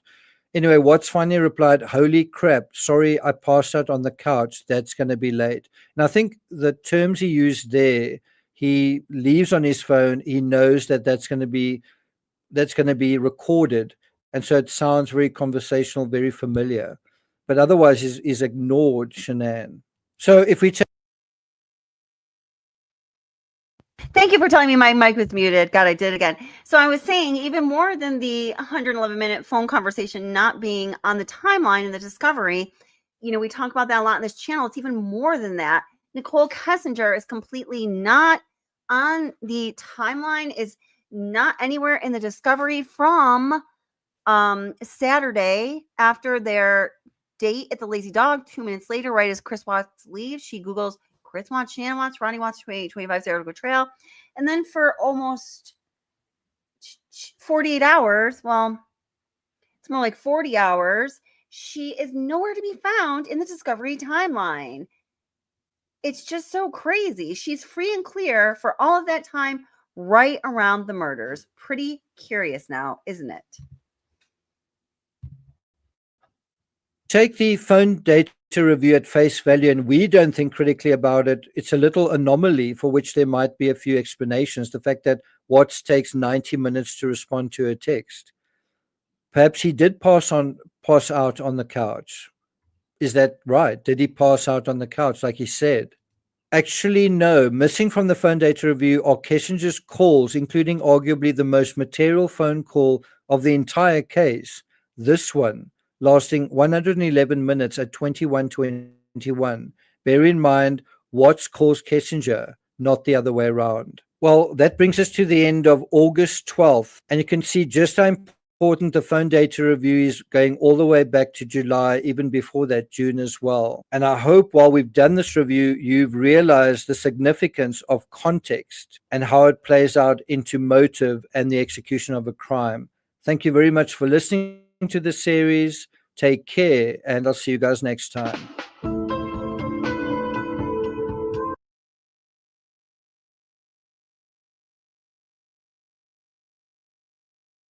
Whoops, sorry. Keep muting that. I just don't want you guys to hear the echo, echo, echo, echo. Yeah. So I closed the window for the next video. I want to show you guys. Oh, nope, here it is. Perfect. All right. So I have another bit of information to bring in the stream here for you.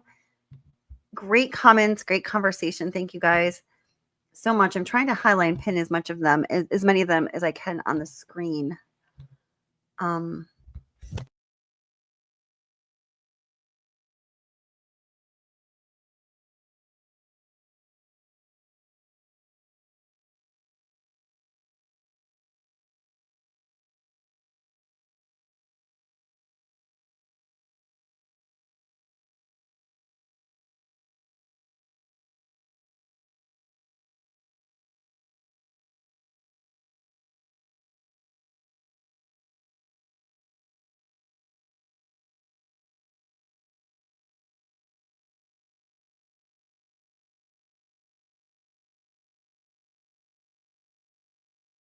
Okay, friends, welcome or welcome back to What's the Obsession. So many of you know, probably most of you know, about the 6:16 a.m. ping that registered on Chris Watts' mistress's phone, Nicole Kessinger's phone, on August 13th, 2018. That is the morning of the Watts family tragedy. That is the morning when Chris Watts' family was annihilated by himself and perhaps with the help of another. And one of the things that makes many people believe there was help from another is the 6:16 a.m. phone ping from Nicole Kessinger's phone that happened with, according to the experts who have weighed in with What's the Obsession, within under 300 to 400 yards from 2825 Saratoga Trail, the address of the Watts family's residence.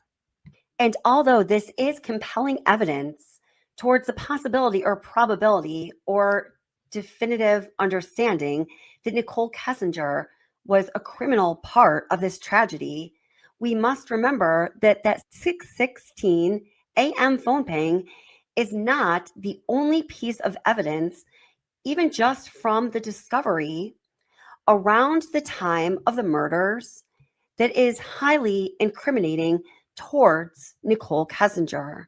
And at the very least, makes one ask, was somebody else, anybody else there with Chris Watts when this tragedy happened?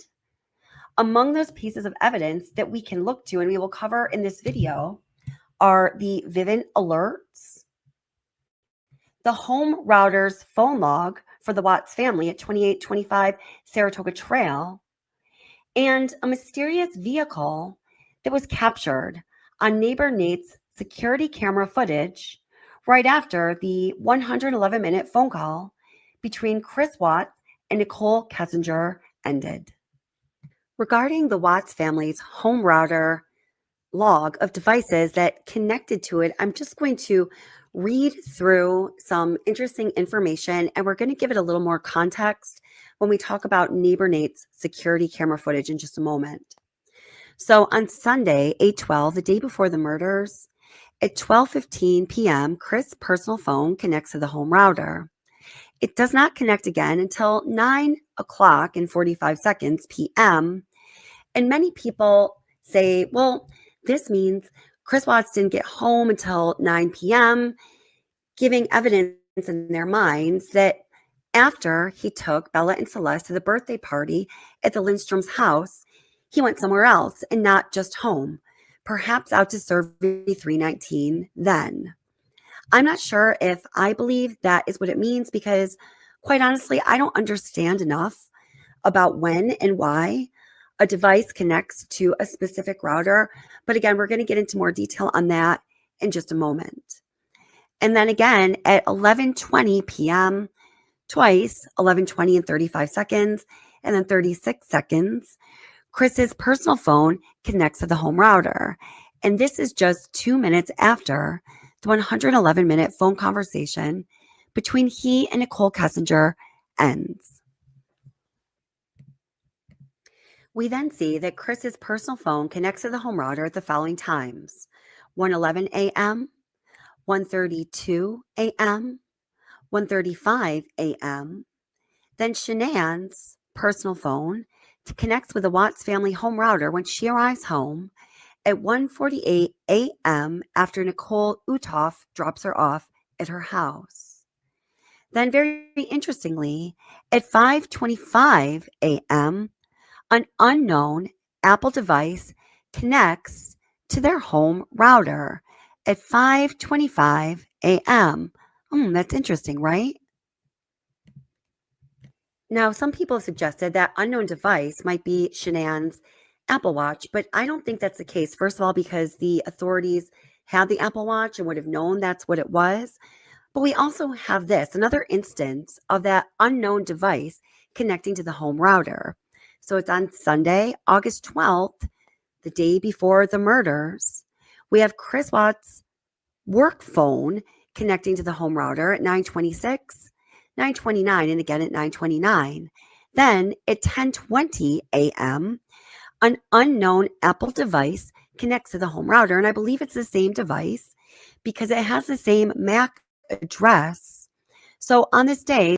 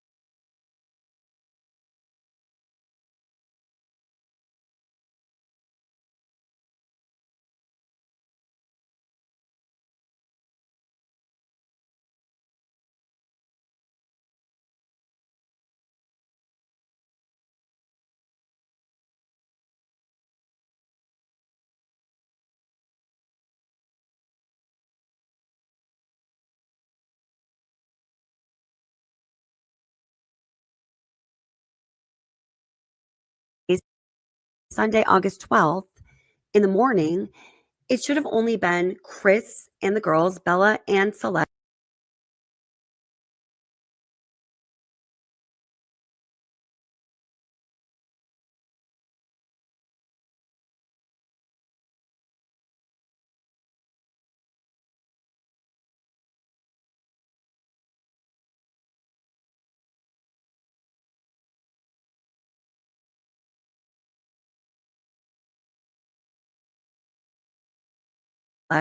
Home by themselves. Nobody else was known to be in the house.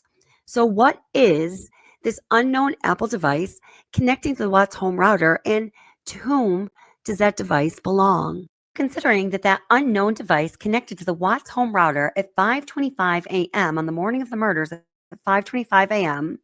on August 13th, 2018, let's take a look at Chris Watts' movements early that morning.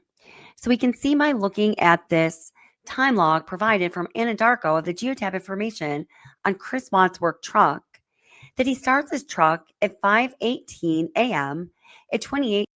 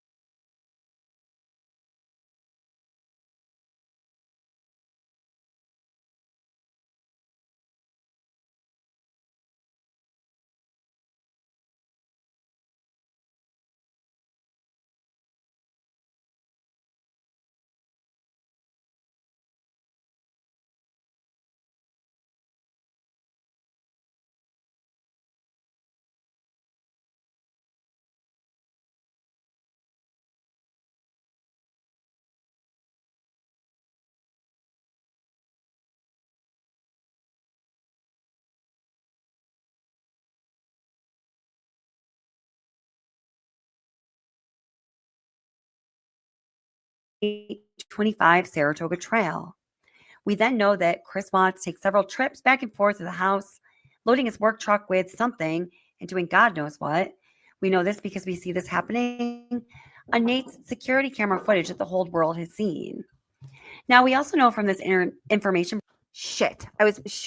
I'm sorry. We have a priest in the house. Shooty poos. I was muted the whole time. But Heather, priest, this is for you. Oh my gosh. Let me try to say all that again. Heather, if you would like me to give you the information that I have come in possession of when I worked with two other people, we've been investigating this case very deeply for a long time, thinking that not everything makes total sense, believing that Nicole Kessinger does have criminal liability and culpability in these crimes. So long story short, one of the people got information, records, evidence, receipts from somebody very, very close to the investigation. All this has been verified. That tells us this, that Nicole Kessinger gave Chris Watts an ultimatum on Sunday evening with like an expiration time on it. And it was very explicit, which directly led to the commission of the crime. Well, we couldn't prove that, but it just seems like that the timing is right. But also that Nicole Kessinger knew all along that Shanann was pregnant because Chris was honest with her about that. And he told her that although he loves Bella and Celeste very much, and Shanann, yes, was pregnant at the time, the baby she was pregnant with at that time, he was not going to raise that baby as his own. Does that make sense? But that wasn't good enough for Nicole Kessinger. She wanted to make sure that Chris made sure Shanann got rid of the baby, miscarried the baby, and she devised herself a little plan to make that happen and procured the right substances in order to make that happen. And I can go into more detail with you on that if you want. And then somehow that, I don't know, if you want more detail on that, to ask Chris if he can verify or refute any of that information, I'd be happy to give you all that information. Or maybe that's not your style. Maybe you don't want to approach him with that. That, of course, is fine too. I just wanted to put it out there as an option for you. Oh, yeah. Heather just said, Chris did tell NK that she was pregnant. You got it. Yeah, absolutely. Yep. Oh, good. This is great. Okay. Thank you so much.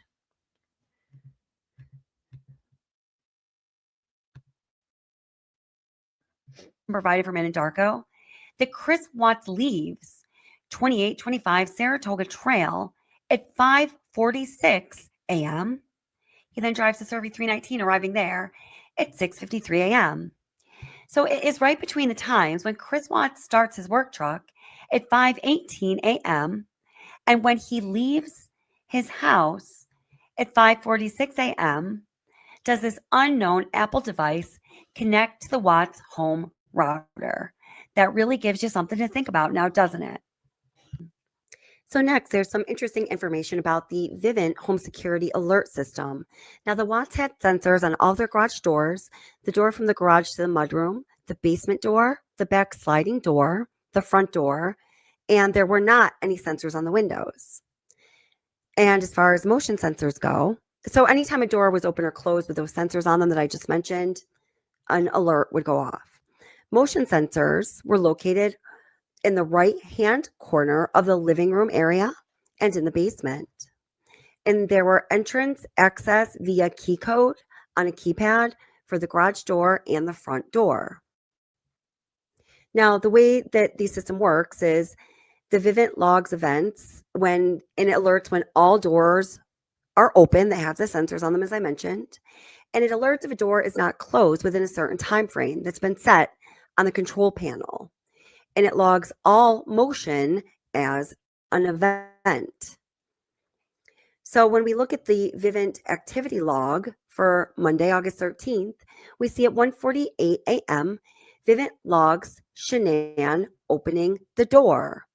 At 1:48 a.m., Vivint also logs motion happening in the living room. And it's not until 4:26 a.m. that Vivint logs the basement door opening. Inside, the garage door opens, and also there is motion in the living room. So from 1:48 a.m. to 4:26 a.m., there is no motion or doors opened logged in the Vivint security system alert system that Shanann. Okay, this is very good information, but based on what Chad is talking about, I'm just going to switch topics a little bit here because I don't see anyone chatting about this information, which is very good information. In this video, I will link it in the description because this is a video I put up all on its own. So for anybody who's surprised that we are, yes, verifying by two sources now, myself and Heather, and my source being a different source, but that I have is a vetted, verified, highly reliable, credible source, that Nicole Kessinger knew that Shanann was pregnant all along. Apparently you're not doing your homework and watching all of the What's the Obsession videos that you're supposed to be watching, including the ultimatum video, because if you did, you would know this. So just to really bring home the fact, guys, that there was no way she did not know Shanann was pregnant. And there was only the way that she did know because Chris told her. Let's watch this. And to do it, here's what he had to say. So here, Dave Baumhofer is asking Chris Watts about deleting his Facebook account. How about your Facebook account? You deleted that at some point. When did you do that? And why? I think it was, got back August 7th. Went to work. I think it was probably August 8th. That's when Nikki told me she told her friends about me. And I just figured, they probably looked me up on Facebook and see that she was pregnant. I think Nikki knew probably already, but I did that. First of all, I want to note the last thing he said, that Nikki probably knew it already. I honestly had not heard him say that in his interview until I was making this video, and oh my God. Now, we all know, but what we know is that Nikki did know already, and he knew that Nikki knew already because he told her. He was honest with her about that. And here's further proof of that. Watch carefully. Know that Nicole Kessinger absolutely knew that Shanann Watts was pregnant, and she had known for a while. In fact, in the video that's linked in the description, the bombshell video, part 1, I lay out for you guys exactly when Shanann first posted on Facebook about her pregnancy and how that ironically coincides with the first communication between Chris Watts and Nicole Kessinger, which was through email, on Anadarko email on June 12th of 2018, when Chris and Nicole are having a back and forth about Nicole thanking Chris for his honesty that morning. She really admires that in a person. Now, the first time that Shanann Watts posted about her pregnancy was June 9th, and then she posted about it again on June 10th, June 11th, and June 12th. That first communication between Kessinger and Watts happens on June 12th, and she's thanking him for his honesty. And then, soon thereafter, their relationship starts with a bang. Interesting that when Baumhofer asked Watts, why did he delete his Facebook account?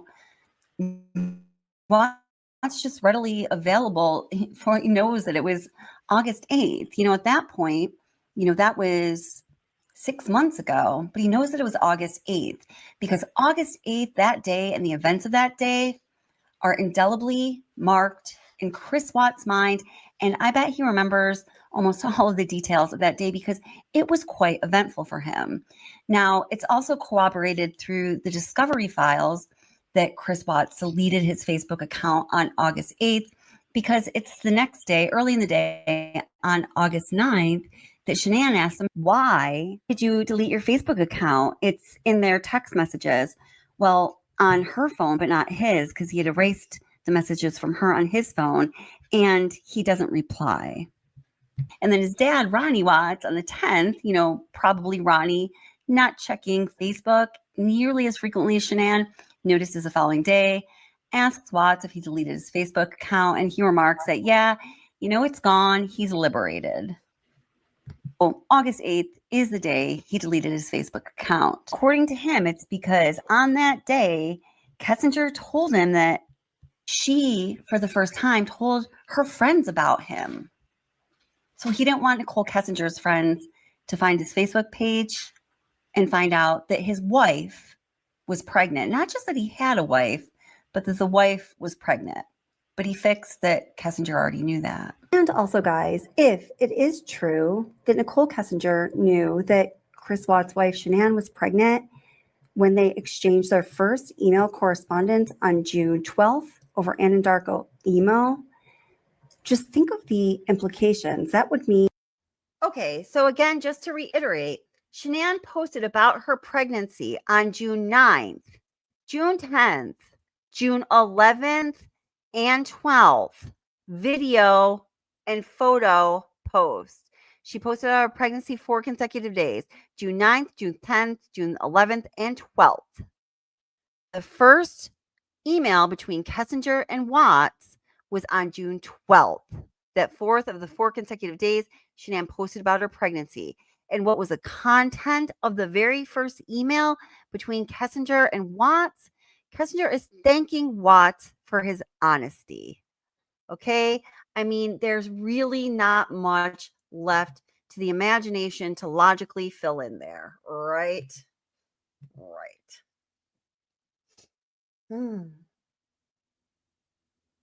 So, all right, guys. All right, guys. So we are coming up on 2 hours here, and I'm tired. I gotta go to bed soon, my friends. So Heather, it was so really great meeting you, and thank you so much for being so generous and sharing the information. And I know you're gonna be talking to Chris Sunday, so you can ask, what it is. He's willing for you to share, and we will completely, of course, abide by your wishes. And definitely email me again. It's Watts Obsession. There's no the in there. So it's just wattsobsession@gmail.com. Grilled cheese. Yes, that's right. I love grilled cheese. Nope, not burning in grilled cheese now. And Heather is going to be coming on with us on Tuesday. Yeah. So next week's going to be awesome week. We'll have Heather come on Tuesday.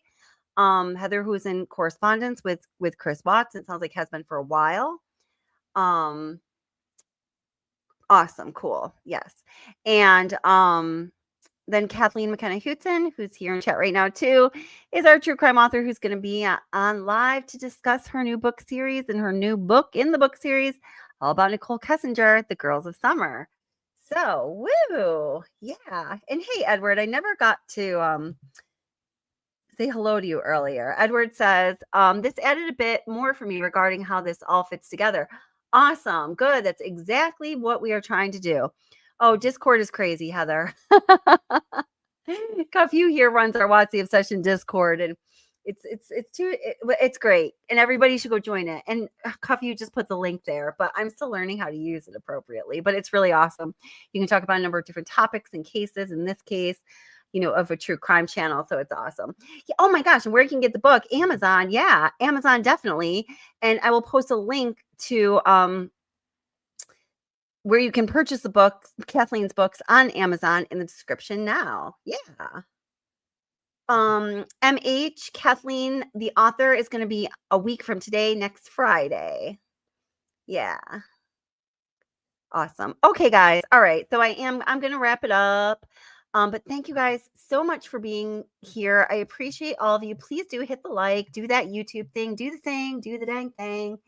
And yeah, remember, life is hard. So please be good to one another and mostly be good to yourself because you deserve it. And I can't wait to see you guys next week.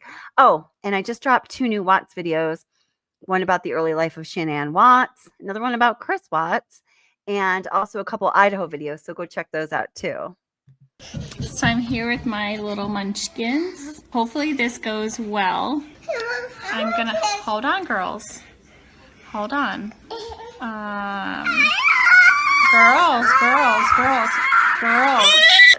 All right guys, I can't invite you because my kids are going crazy. That was the wrong video. Sorry guys. Oopsie. The decision was made about 4 days ago. The decision to take the death penalty off the table in exchange for Christopher Watts' guilty plea to all 9 counts he was originally charged with, including first-degree murder of a child under 12, tampering with a deceased body, and unlawful termination of a pregnancy. The Watts family murders. This is undoubtedly one of the most horrific crime stories of our era. Over 5 years has passed, and with each passing year, with each passing day, nothing about this case becomes more clear. Looking back on the investigation of this case and the prosecution of Chris Watts, you have to ask yourself, was anything ever meant to be clear?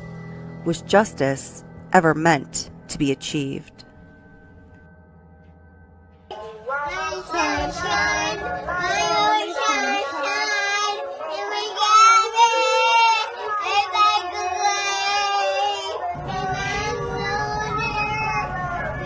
Oh, good girl.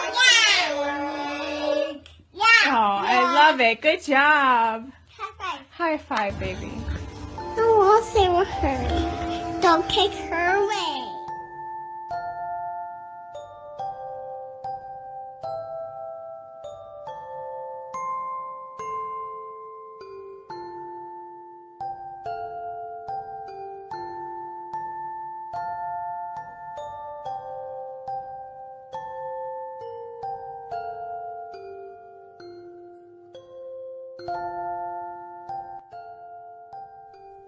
By the time you are done watching this video, you're going to understand that something very wrong happened in the initial hasty investigation of this case. A case so horrific, the whole world began watching right away because the whole world wanted to know, how could a seemingly loving father do something so horrible? The very family members who trusted him, who counted on him, who relied on him. Meet District Attorney Michael Rourke. This is the man who accepted lip service as answers about this horrible crime that people to this day still cannot wrap their heads around. Stop asking about it. She didn't have anything to do with it. She wasn't there that morning. She voluntarily cooperated with law enforcement. She provided us all the information. I'm not going to tell you where she's at. Stop. Leave me alone.